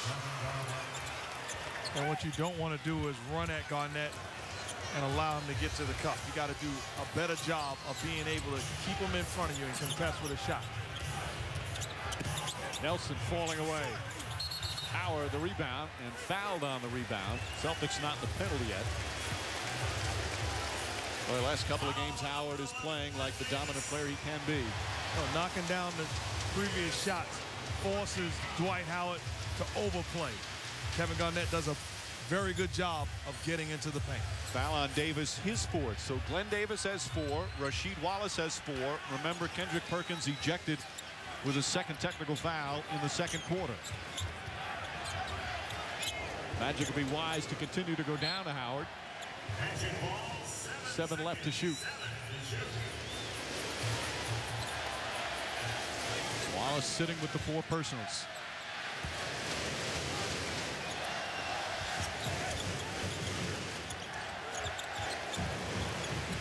Redick, 2 on the shot clock. Nice defense. 24-second violation. It'll happen anyway. 10th turnover. Again, right now, to me, Orlando is very low energy offensively. The Celtics going with that 1-3 pick and roll, looking to see if the Magic switch. Rondo gets inside again, flips it up, offensive foul. Jameer Nelson draws the charge as Rondo picks up his 3rd. That's just good defense. Rather than switching, Jameer Nelson goes underneath and then gets back to his spot. This is a no-excuse defense. Bad job of spinning, but your job is to get back to your spot. He does it. Stan Van Gundy is thinking, I don't care how you get there, as long as you get there. Yeah, sometimes it's not about technique. It's about getting the job done.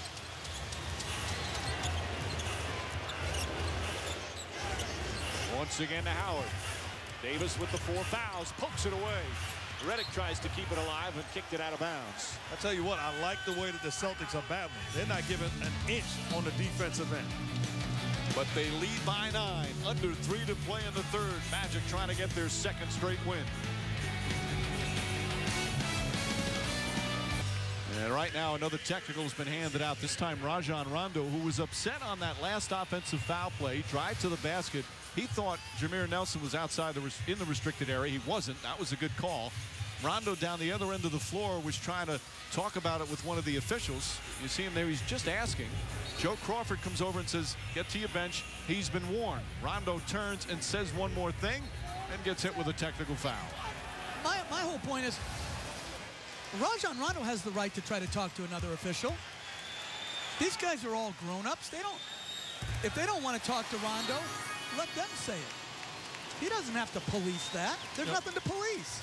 And my point is, as I looked at it a second and third time, Rondo is calm and collective as he's discussing it. It was Joey Crawford, the one that was passionate and emphatic.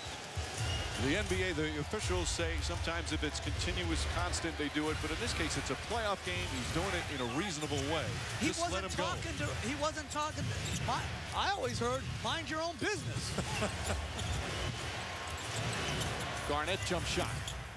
And Nelson the rebound. 10-point Magic lead. 2.5 to play 3rd quarter. Nelson charges down the lane. Banks it in. Jameer Nelson does it again.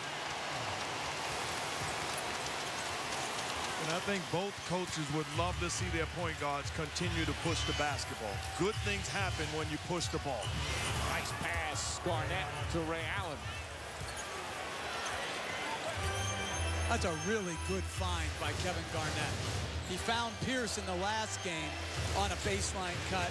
Late, finds Ray Allen that time. Gortat inside to Howard, and Howard tied up. Smart play from Pierce. Will pick up his 2nd rather than to give Howard the dunk. Howard perhaps felt it was a little too strong. He's been dealing with that his whole career. Well, he gets popped there by Garnett. Popped there.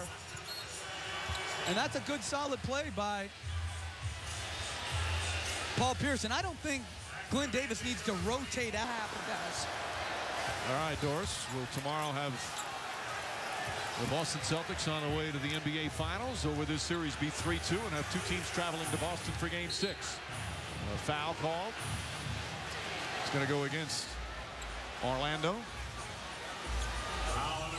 Gortat picks up his 2nd.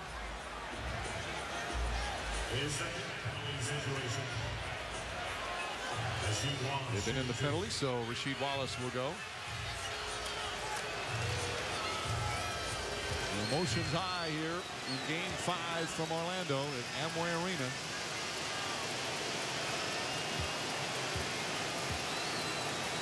Fans have taken advantage of getting a chance to see their team again. They were worried after they lost the first two at home, their first two losses of the postseason, and then that Game 3 debacle. There's Nate Robinson getting some time. Rondo's going to get a rest. Robinson also has played limited duty in the postseason after being acquired from the Knicks during the regular season. There's a guy we've seen in the past, the ability to score points in bunches. You do not want to allow him to get off if you're the Orlando Magic defense. Doc Rivers has said he thinks at some point Nate Robinson is going to win a playoff game for them. He's got a chance to help here, but his team down by 11. I would always rather put Nate Robinson in when I was down than play him when I was up or close. He's got that explosive ability. Score points in bunches. Williams fires a three. And Wallace the rebound here in the final minute of the third quarter. That was excellent defense by Robinson, staying attached to Jason Williams off the staggered pick and roll. And a foul on Gortat. That's his fifth, team still with in the penalty. That's his third and more free throws. Just a bad play by Gortat. Upset with the call, but he's certainly grabbing Rasheed Wallace as Wallace is attempting to set the high screen and roll.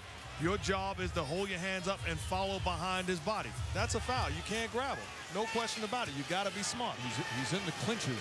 He's got a boxing history, you know. His dad was an Olympic boxer in Poland. Lost to Leon Spinks in the Olympics. Won a couple of bronze medals. His dad should knock him out for those last two fouls because he committed the same foul on the previous play, and you give them a 2-for-1 opportunity. These are the plays that beat you. It's not just the big-time shots. It's the plays that you can definitely control. You don't have to do that a second time. He's been a good, solid performer off the bench last year and this year, but bad decision that time, and Wallace hits the free throws. It's a 9-point game.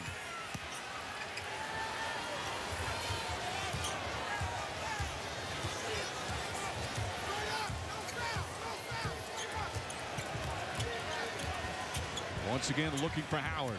Davis with the 4 fouls. Howard blocked from behind by Robinson, and Daniels picks it up.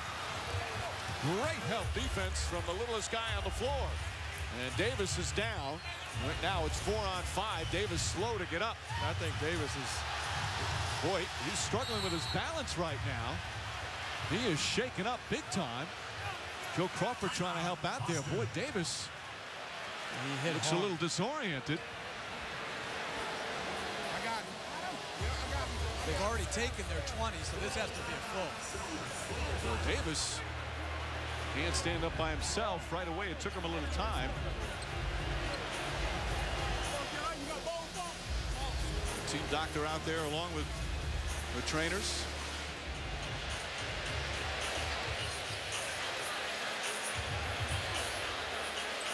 Goes down. Didn't hit his head, but landed funny. They're saying to bring out water. Maybe dehydration. You hope it's only something so simple like that, that he's dehydrated. But right away, you could see, we saw his eyes. He just looked disoriented as he couldn't get his balance. Too. Yeah, he was slipping. And he's still down on the floor. Obviously dizzy there. And we'll take a break. As we wind down the third quarter, they attend to Davis here in Orlando. Back in Orlando, Glenn Davis still down on the floor as the Celtics medical personnel treat him after that shot he took. And during the timeout, we looked at the replay. Watch Dwight Howard and his elbow. Again, this is not intentional, but watch that left elbow come down. A shot right smack in the face. Davis went down, struggled to get up. When he got up, he had no balance. Not making a joke here. You see Doc Rivers waving him on, trying to get him to go. It was a 4-on-5, but it's like a boxer who got hit, staggering, and had no balance. Was obviously woozy. Joe Crawford comes up and does a good job making sure he doesn't fall, and all the help. And Wallace finally up off the floor, but clearly shaken up after that hard shot. You just can't imagine a shot from such a strong player like Howard to the face like that. But Mike, I don't want it to be a throwaway line, and you certainly didn't make it one. But you got to give credit to Joey Crawford in that situation, realizing that he had a guy in trouble and did not allow Glenn Davis to hit the floor again. Got in front of him and stopped him from falling. And then he's coming down as a big 6'11" guy coming down squarely on your face with his elbow.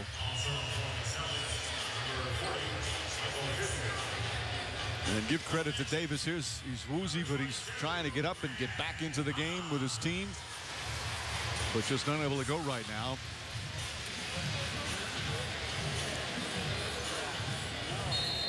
Ryan McKean there checking on him as the Celtics are now inbound with 9.7 remaining. It has been a physical, emotional game, a great playoff game here in Orlando. Pierce, final seconds, going to have to put it up. And Barnes got a piece of it. Excellent defense from Matt Barnes. And that will end the third quarter. The Boston Celtics had a chance to sweep in game 4. Came up short. Lost in overtime. They've had a frustrating night here on the road. They've won 4 straight on the road, but they're playing against an Orlando Magic team that has its mojo back a little bit. We head to the fourth quarter. Magic by 9.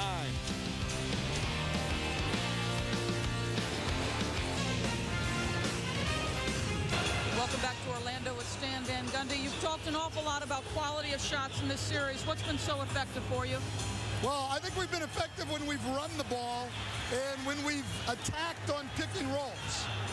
Rajon Rondo, a 10-point third quarter. What do you have to do with him? Well, we got to do a better job keeping him out of the paint. I mean, it's just not an easy thing to do with him. Stan, thanks. Mike? But Doris, they have a 9-point lead as the Celtics are shorthanded. Kendrick Perkins ejected in the second quarter after picking up his second technical foul. And Glenn Davis has walked back after taking that shot, that elbow from Dwight Howard. And becoming very wobbly, walked off the court. He's back in the Celtic locker room right now. We'll get an update for you as soon as it becomes available as Jason Williams brings it up for the Magic. And I like what Nate Robinson is doing, pressuring the ball. I think the tone on the ball has been very good by him. He's got that ability to do it. Great athleticism as Lewis to the basket. Lewis has been quiet. That's just his third field goal, but it puts the Magic up 11. Those are plays that Rashard Lewis did not do in the first 3 games. And the Celtics have downsized. Paul Pierce is playing as the 4-man.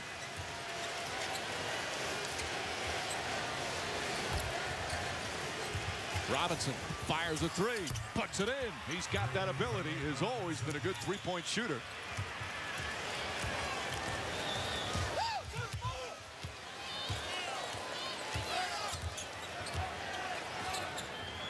Again, you look at the way this game has gone. In some ways, it's surprising Celtics are within 8 as Pierce gets a little over aggressive there.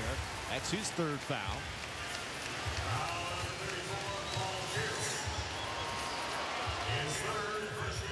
But this is the right thing to do. Rashard Lewis, not just a 3-point shooter, puts the ball on the floor, makes a tough runner in the paint area. Next time down the floor, if you want to play Paul Pierce at the power forward position, they're doing a great job of posting him up. Shot clock down to 7.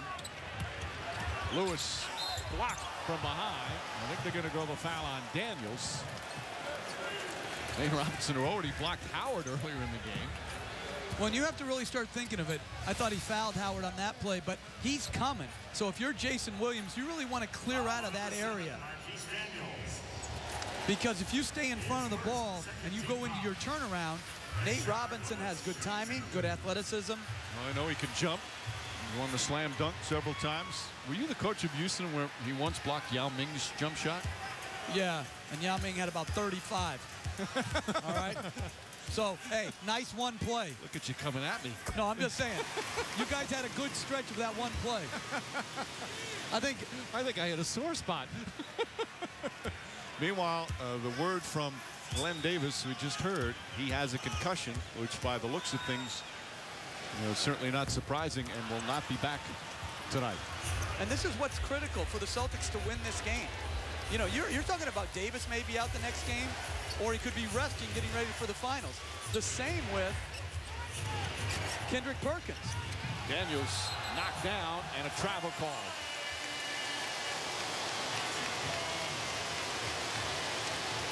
And not only just a body, but Glenn Davis has played very well in this series. He has been able to score a little bit, his rebounding and his defense. Now Daniels is the latest player shaken up. And here's the Glenn Davis play. That's the shot that he took and suffered the concussion. And Daniels right now, Daniels can't walk on his own. But they're not letting him substitute because he wasn't in the box. Yeah, but if you realize that a guy is hurt, he's clearly hurt and can't walk on his own right now. They don't want to burn a timeout, so what they're going to do is they're going to commit a foul right on the inbounds and get him out of the game. They already had to burn one earlier on Glenn Davis when he got fouled. So Robinson quickly commits the foul, and now they can substitute. Daniels will sit down. He's shaken up, and Michael Finley will come back in. Let's see what happened to Daniels. His first third team foul. And for Boston, number 40, Michael Finley. We'll see what happened there. But this makes it a very tough cover. You just put another shooter on the floor. Rashard Lewis was able to guard Marquise Daniels because he's not a range shooter. But this is going to be different. Lewis jumper. Gortat the rebound. Reddick for three. And Ray Allen hauls it in. This end of the floor is very slippery. The guys have been slipping the last several times down the floor. Pierce lost it and then got fouled. Petrus called for the personal. First team foul for Orlando. And Rondo comes back in. Finley will sit. Daniels looks a little woozy himself, shaken up. Lady Lessert has been the busiest guy in the building tonight.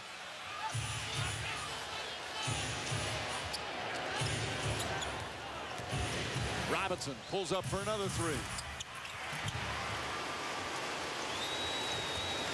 87-78, just over 2 minutes gone by here. Fourth quarter of Game 5, the Eastern Conference Finals.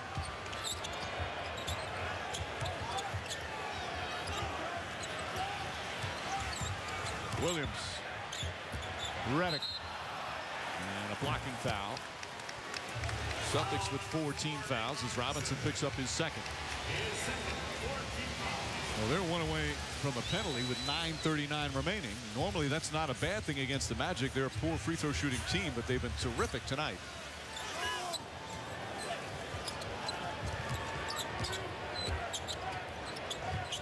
Pierce on Lewis. Lewis, tough shot, gets it to go. Good strong move from Rashard Lewis, and the lead back up to 11.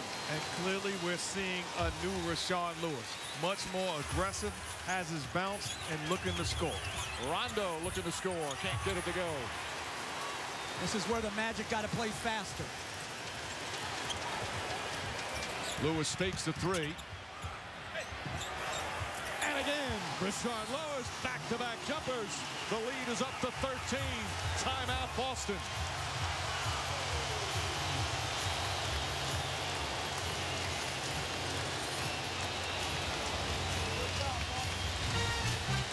Got to give Lewis credit. Offensive end, hosting Paul Pierce. You want to play power forward, fadeaway jump shot. Outstanding job of scoring. And then the smaller Rondo, pump fake, knocks down the shot. Welcome to the Eastern Conference Finals, Mr. Lewis. ESPN's presentation of the NBA Eastern Conference Finals. Brought to you by Windows 7. And Prince of Persia, The Sands of Time. In theaters May 28th, rated PG-13.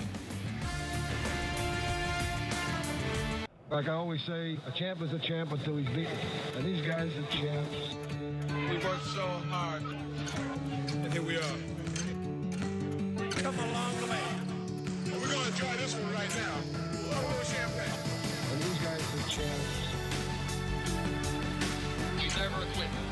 We battle and scratch. We fight our way to become the world champions. And these guys are champs.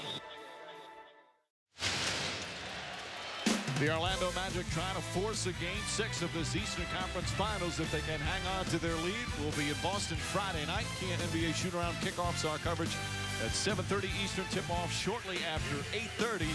It would be 3-2 in favor of Boston. And if the Magic can hold on right now, they lead by 13 here in the fourth in what's been a very emotional, very physical game. Well, the one thing I like about the Celtics team, they don't give up on games, and they're resilient when bad things happen. Here, Kendrick Perkins, his arm slips off Pierce as he's pulling him up and accidentally elbows Gortat for a first technical, and then an emotional reaction for a second technical and an ejection.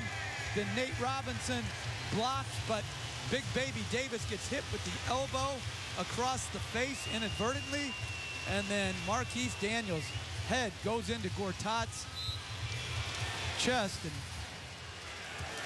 Doc Rivers' they team may not have enough guys left. been shorthanded tonight with injuries, foul troubles, and ejections. Still plenty of time remaining, but Orlando right now with a 13-point lead.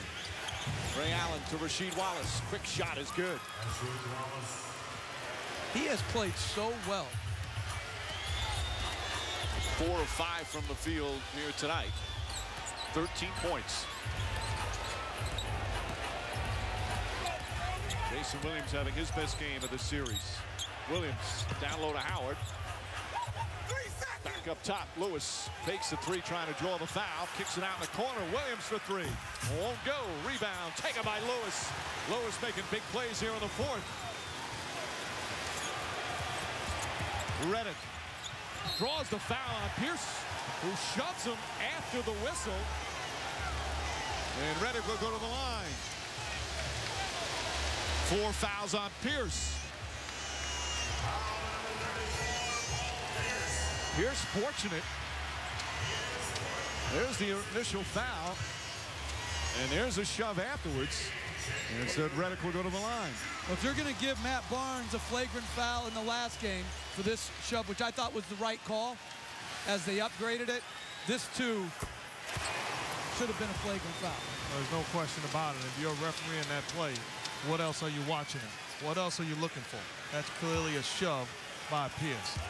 It puts them in the penalty. That's why Redick is at the free throw line. Hits a pair of free throws, back to 13.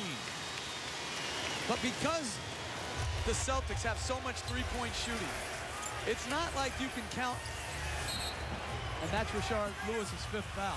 That's a big foul. Second team foul, so Boston will inbounds. Gortat is going to come into the game with 8:06 remaining here in the fourth.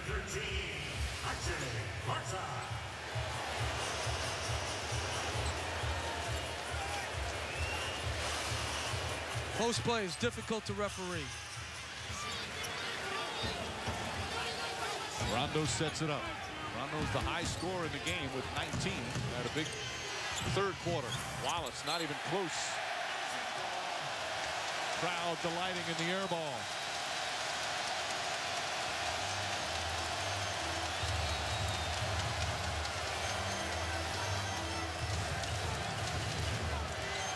Williams, 5 points, 5 assists. And a foul on Rasheed Wallace. That's number 5. And again, they're in the penalty, so Howard's going to go to the free throw line.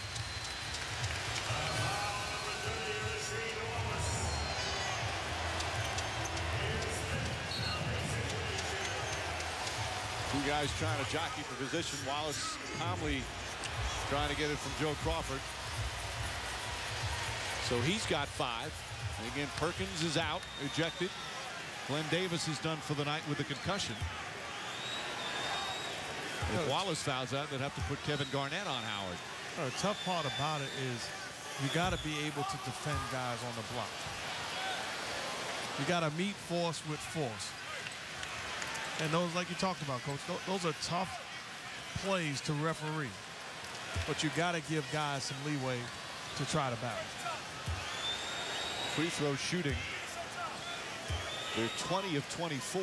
Howard's been okay, 3 for 5, but misses 2 there. And you wonder when you're down, if you're Doc Rivers, you don't start fouling him right now, Howard, but at some point you may want to start to foul him to see if you can. Nice play from Jameer Nelson. Do the hack of Howard. Oh, you say not right now. I say why not? He's fresh off of missing 2. He's a notorious bad free throw shooter. I would force him to go to the line again. The problem is, who's taking the fouls? They're short-handed enough. As Allen trying to get on track. 3 on the shot clock. Allen can't get it to go. Howard, his 8th rebound. He's got 5 blocks tonight, 17 points, and there's the hack of Howard. As Rondo fouls him. For Rondo, that's his 4th, and Howard's going to go to the line. And you look on the floor right now for the Celtics, Ray Allen just 1 foul. It would be smarter for Ray Allen to be the guy committing that foul rather than Rondo picking up his 4th. But I like the strategy by Doc Rivers. Force a bad free throw shooter. Let's see if you can give us a chance to get stops and score. They can do this up until 2 minutes remaining in the quarter. Then the rule changes to an away from the play foul. Well, then it's free throw and possession of the ball. Howard hit his first 2, but now 1 for his last 5. And I think if you're Stan Van Gundy, if Dwight Howard does not make his free throws, as we take a look at his numbers, it forces you to put somebody else in the ballgame because you want to eliminate this strategy by the Celtics. Well, he's 10 for 25 the last 3 games. 40%. All you really have to do is get some splits like this. You don't have to make them both. Give yourself a chance, because the one thing the hack of Howard takes away is Boston's transition offense. So they're going to be playing half-court offense.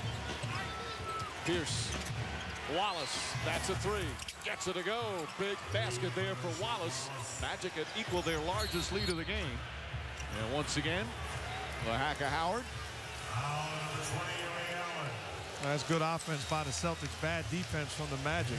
You don't want a double team. They have surrounded Paul Pierce with shooters on the perimeter and continuing to stay. And this time it's Ray Allen, the guy committing the foul. And you see Rondo alerting the official to let him know, hey, this is what we're doing. Look at it. So Howard back there to the line. 2nd foul on Ray Allen. Well, you gotta love Howard stepping up, trying to knock it down. It's been such a frustration for him at times, his free throw shooting. Well, it takes all fatigue out of the game now for both teams, because they're going to be free throw shots all the time. So it's not like anybody's going to be fatigued. Back-to-back free throws. Howard, little fist pump. By the way, Marquise Daniels done for the night. Another concussion for the Celtics. So Davis and Daniels both out with concussions. Pierce on the drive.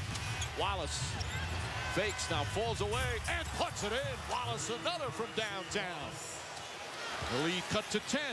Tough shot by Rasheed Wallace, and another breakdown by the Magic defense. You cannot help off of shooters. Jameer Nelson answers back. Nelson from downtown, a 13-point Orlando lead. And I love that shot. The reason why is because you're sending a message. We're not trying to go 4 corners. We're going to stay aggressive. Ball deflected by Petrus, but goes to Rondo. Deflected again by Petrus, stolen by Carter. Nice pass, throws it down. Largest lead of the game for the Orlando Magic.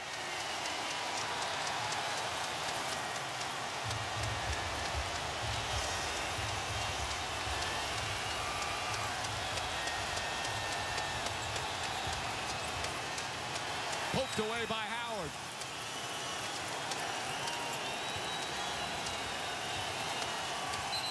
And a kick ball with 5 on the shot clock. So they'll reset it to 14, and we'll take a break.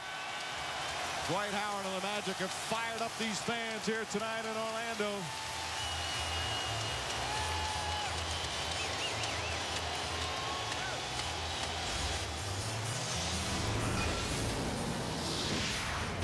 And the Magic, another strong performance, now in control, a 15-point lead with 5:47 remaining, trying to come back from down 3-0.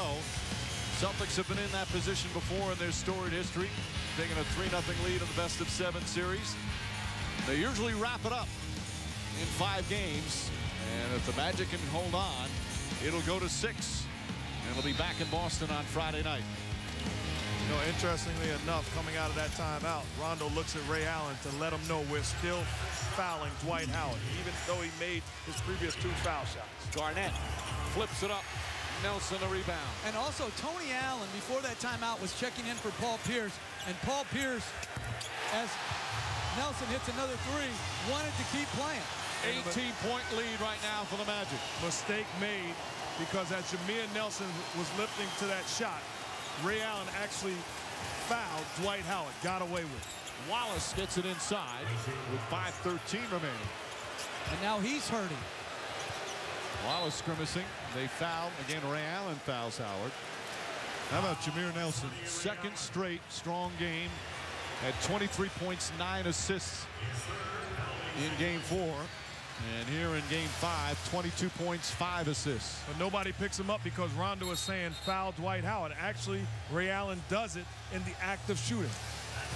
Smart play by Jameer Nelson. And Ray did it on his first foul, too. He bumped him instead of wrapping him up and making it obvious. So Howard back to the line again.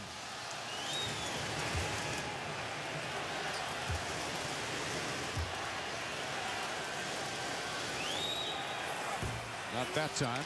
Reminder tomorrow night on TNT. The Western Conference Finals, game 5 from LA. Suns and Lakers all tied at 2 apiece. And then on Friday night, it's starting to look like we'll be in Boston for game 6. Our coverage will begin at 7:30 on ESPN.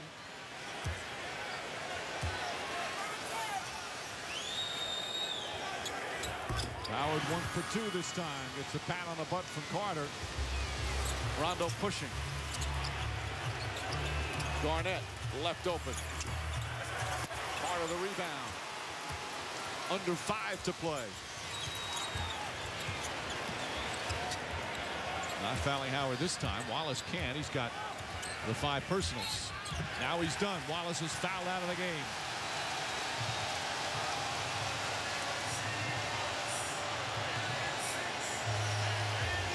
Sheldon Williams is going to make an appearance with all the foul problems and injuries for Boston.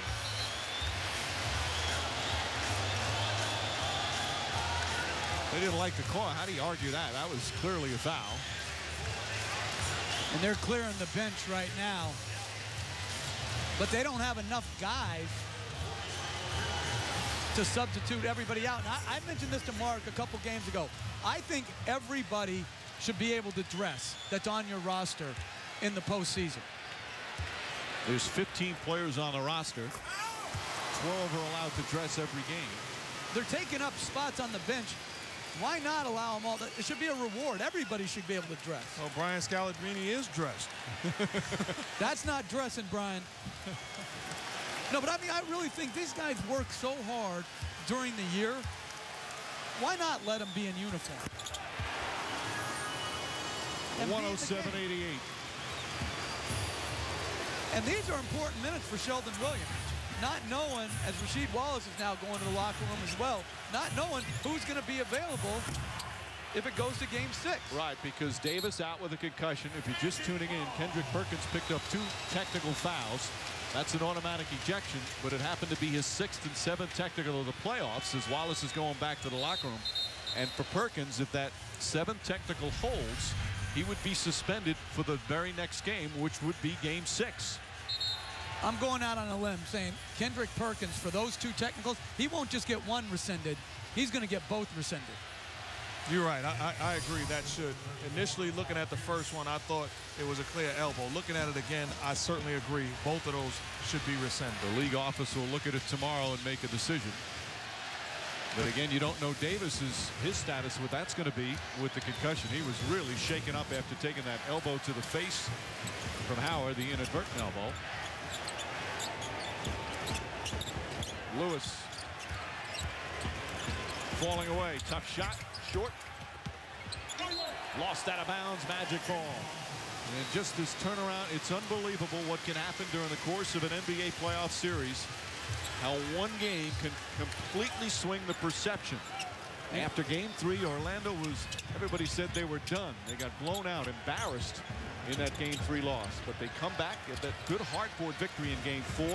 Now if they hold on and win, the dynamics, the whole mindset of this series will change as Howard stepped out of bounds. Now the pressure starts to shift to Boston to win in their home court in game 6. All the pressure will be on the Boston Celtics. No question about it. But give the Magic credit. Found a way to win 1 game and then win another 1 game. Now the mindset, it stays the same. It's not about this series. Win the next game. You know what, though? I don't agree about the pressure per se. I really think as Nelson fouls Robinson, these guys have been in real pressure games called the finals. So it's not like going home, they're going to feel this undue pressure and stress. They're just going to play well. And I think a younger team, a less experienced team may feel pressure, not Boston. Agreed, but how about you get in the game 6, fourth quarter, you're down a couple of points, knowing that if you lose this game, you've got to go back, knowing that you could make history by being the first NBA team to lose a 3-0. I think it might seep into some guys' heads. I think once you've won twice on a person's home court, look, I don't think home court in the playoffs is as big a factor as Jameer Nelson's doing his Meadowlark Lemonade. Robinson gets inside. Well, certainly as the series goes on and you have your best teams, it seems to play less. But Game 7 on the home court is usually the factor. Not in the other games, but it's rare that a Game 7 is won by the road team. And I don't think as a team you're thinking, hey, we were up 3-0. No, you're not thinking that. You're thinking, let's close this team out. Beatrice short. You know, even Paul Pierce says we have to treat this game tonight as a Game 7. Well, you just lost Game 7. Let's not forget, though, in Boston, it's going to be talked about if it winds up going. They've already had one of their teams, the Bruins, up 3-0 in the NHL playoffs, lose that series. Still a ways away from that, but right now, Orlando in control of Game 5. 90, the Orlando Magic in control, on the verge of making this series 3-2 with just under 3 minutes remaining. A reminder, defending Indy 500 champion Elio Castroneves and the stars of the Izod IndyCar Series return to the sport's biggest stage, the 94th running of the Indy 500 at the Indianapolis Motor Speedway. Indy 500 Sunday, May 30th, noon Eastern on ABC. Telecast presented by GoDaddy.com. Eastern Conference Finals has taken a turn after Boston going up 3-0.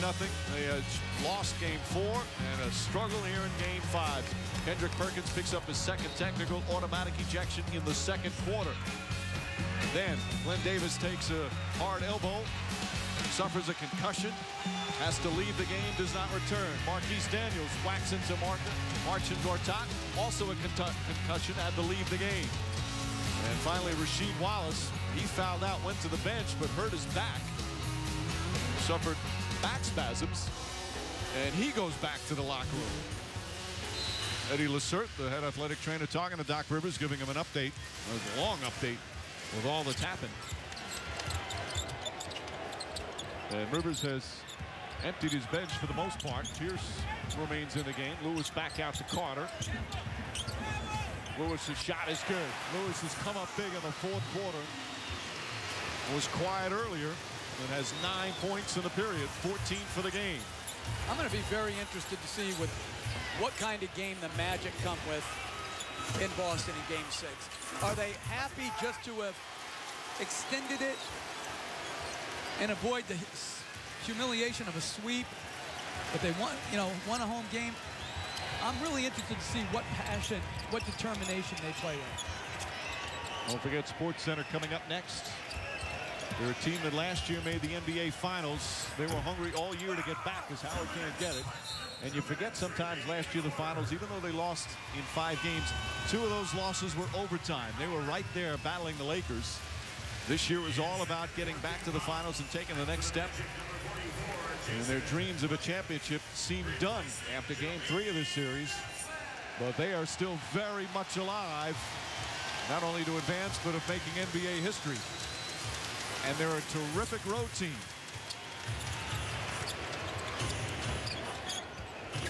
Remember last year in the conference semifinals, it was the Magic who won Game 7 on the road. Now it was different. They were down 3-2. It wasn't down 3-0. But they won Game 6 at home and then Game 7 in Boston. It's just great to watch playoff basketball. You look at the Western Conference, the Phoenix Suns looking like they would, their life was taken away, playoff life. They found a way to get back in the series, and in the Eastern Conference, the Magic have responded in the same fashion. Well, an impressive performance for the Orlando Magic as Sheldon Williams is fouled with 1:13 remaining. 3-0, you always hear about it. In the NBA, teams that are down 3-0 are 0-93. Hockey's happened 3 times, including this year. The Flyers defeating the Bruins. So the Boston fans a little sensitive about it. Of course, the Red Sox with that great comeback against the Yankees, but it has never happened in the NBA. Stan Van Gundy saying yesterday, it's going to happen sooner or later. It might as well be us. They still have an uphill battle to climb, though. You know, he said it was going to happen in his lifetime. Let's hope so. The way he takes winning and losing, I'm worried. Knock on wood. I was watching that Red Sox-Yankee one. Was that the one where Kurt Schilling had to catch up on his socks? Spoken like a true Yankee fan. That was a heroic effort by Kurt Schilling. No, I'm being serious now. That was heroic. You don't see that very often. I agree. The Magic, certainly a heroic effort tonight, finding a way to gut it out and send this series back to Boston. It's amazing, again, how it can all change. Remember, the Celtics in the previous round against Cleveland, they were handed their worst home playoff loss in franchise history, as a foul call on Allen, by the Cleveland Cavaliers. It was such a destruction. They were embarrassed and fell behind 2-1 in that series.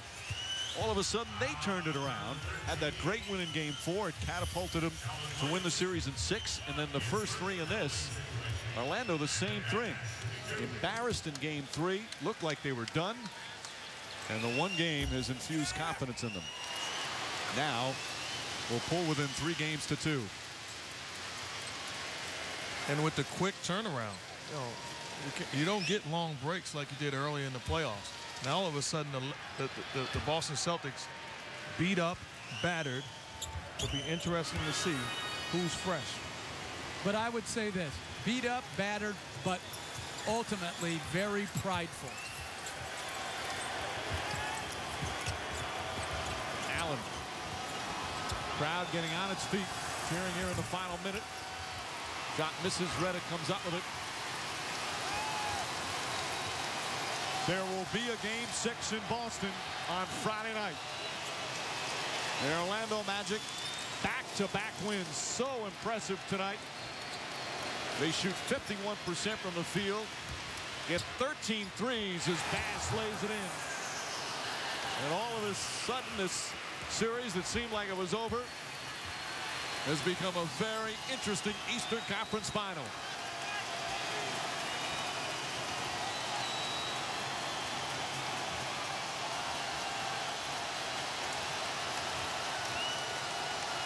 Orlando wins Game 5.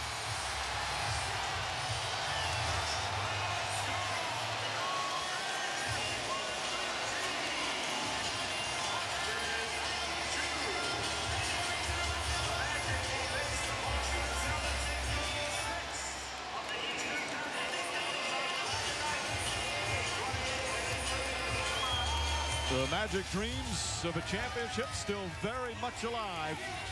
Another terrific performance led by their little point guard, Jameer Nelson, who's with Doris Burke. Well, they're alive, Mike, because the Magic offense has reappeared. How did you guys get it done? Same way we did last game. Just being aggressive, sticking with our game plan, and playing with a lot of energy. Rashard Lewis getting a little bit healthier and re-emerging. How important is his performance? I mean, he's one of the biggest parts of our team. We have 4 guys that's going to touch the ball a lot, myself, Rashard, Dwight, and Vince, and we have to lead the team. We have to lead us. We have to lead us all the way. Jameer, history says 0-93 for teams who have gone down 3 games to nothing. What is it about this team that makes you believe you can win this thing? We just all believe. We all believe, and we know we can do it 1 game at a time. We know we didn't play our best the first 3 games. That's behind us. We're just trying to take it 1 game at a time and see what we can make out of this. We're trying to make history, but it takes everybody to believe. All our fans, all our families, everybody. Everybody needs to believe. Jameer, you just had an interesting conversation with Brandon Bass. What did you tell him? Well, I just told him to keep his head. He played well for us in the first half, and we went out there in the second half late. You know, I know it's tough at times, but you got to keep your head, everybody. We need everybody. Jameer, thanks, Mike.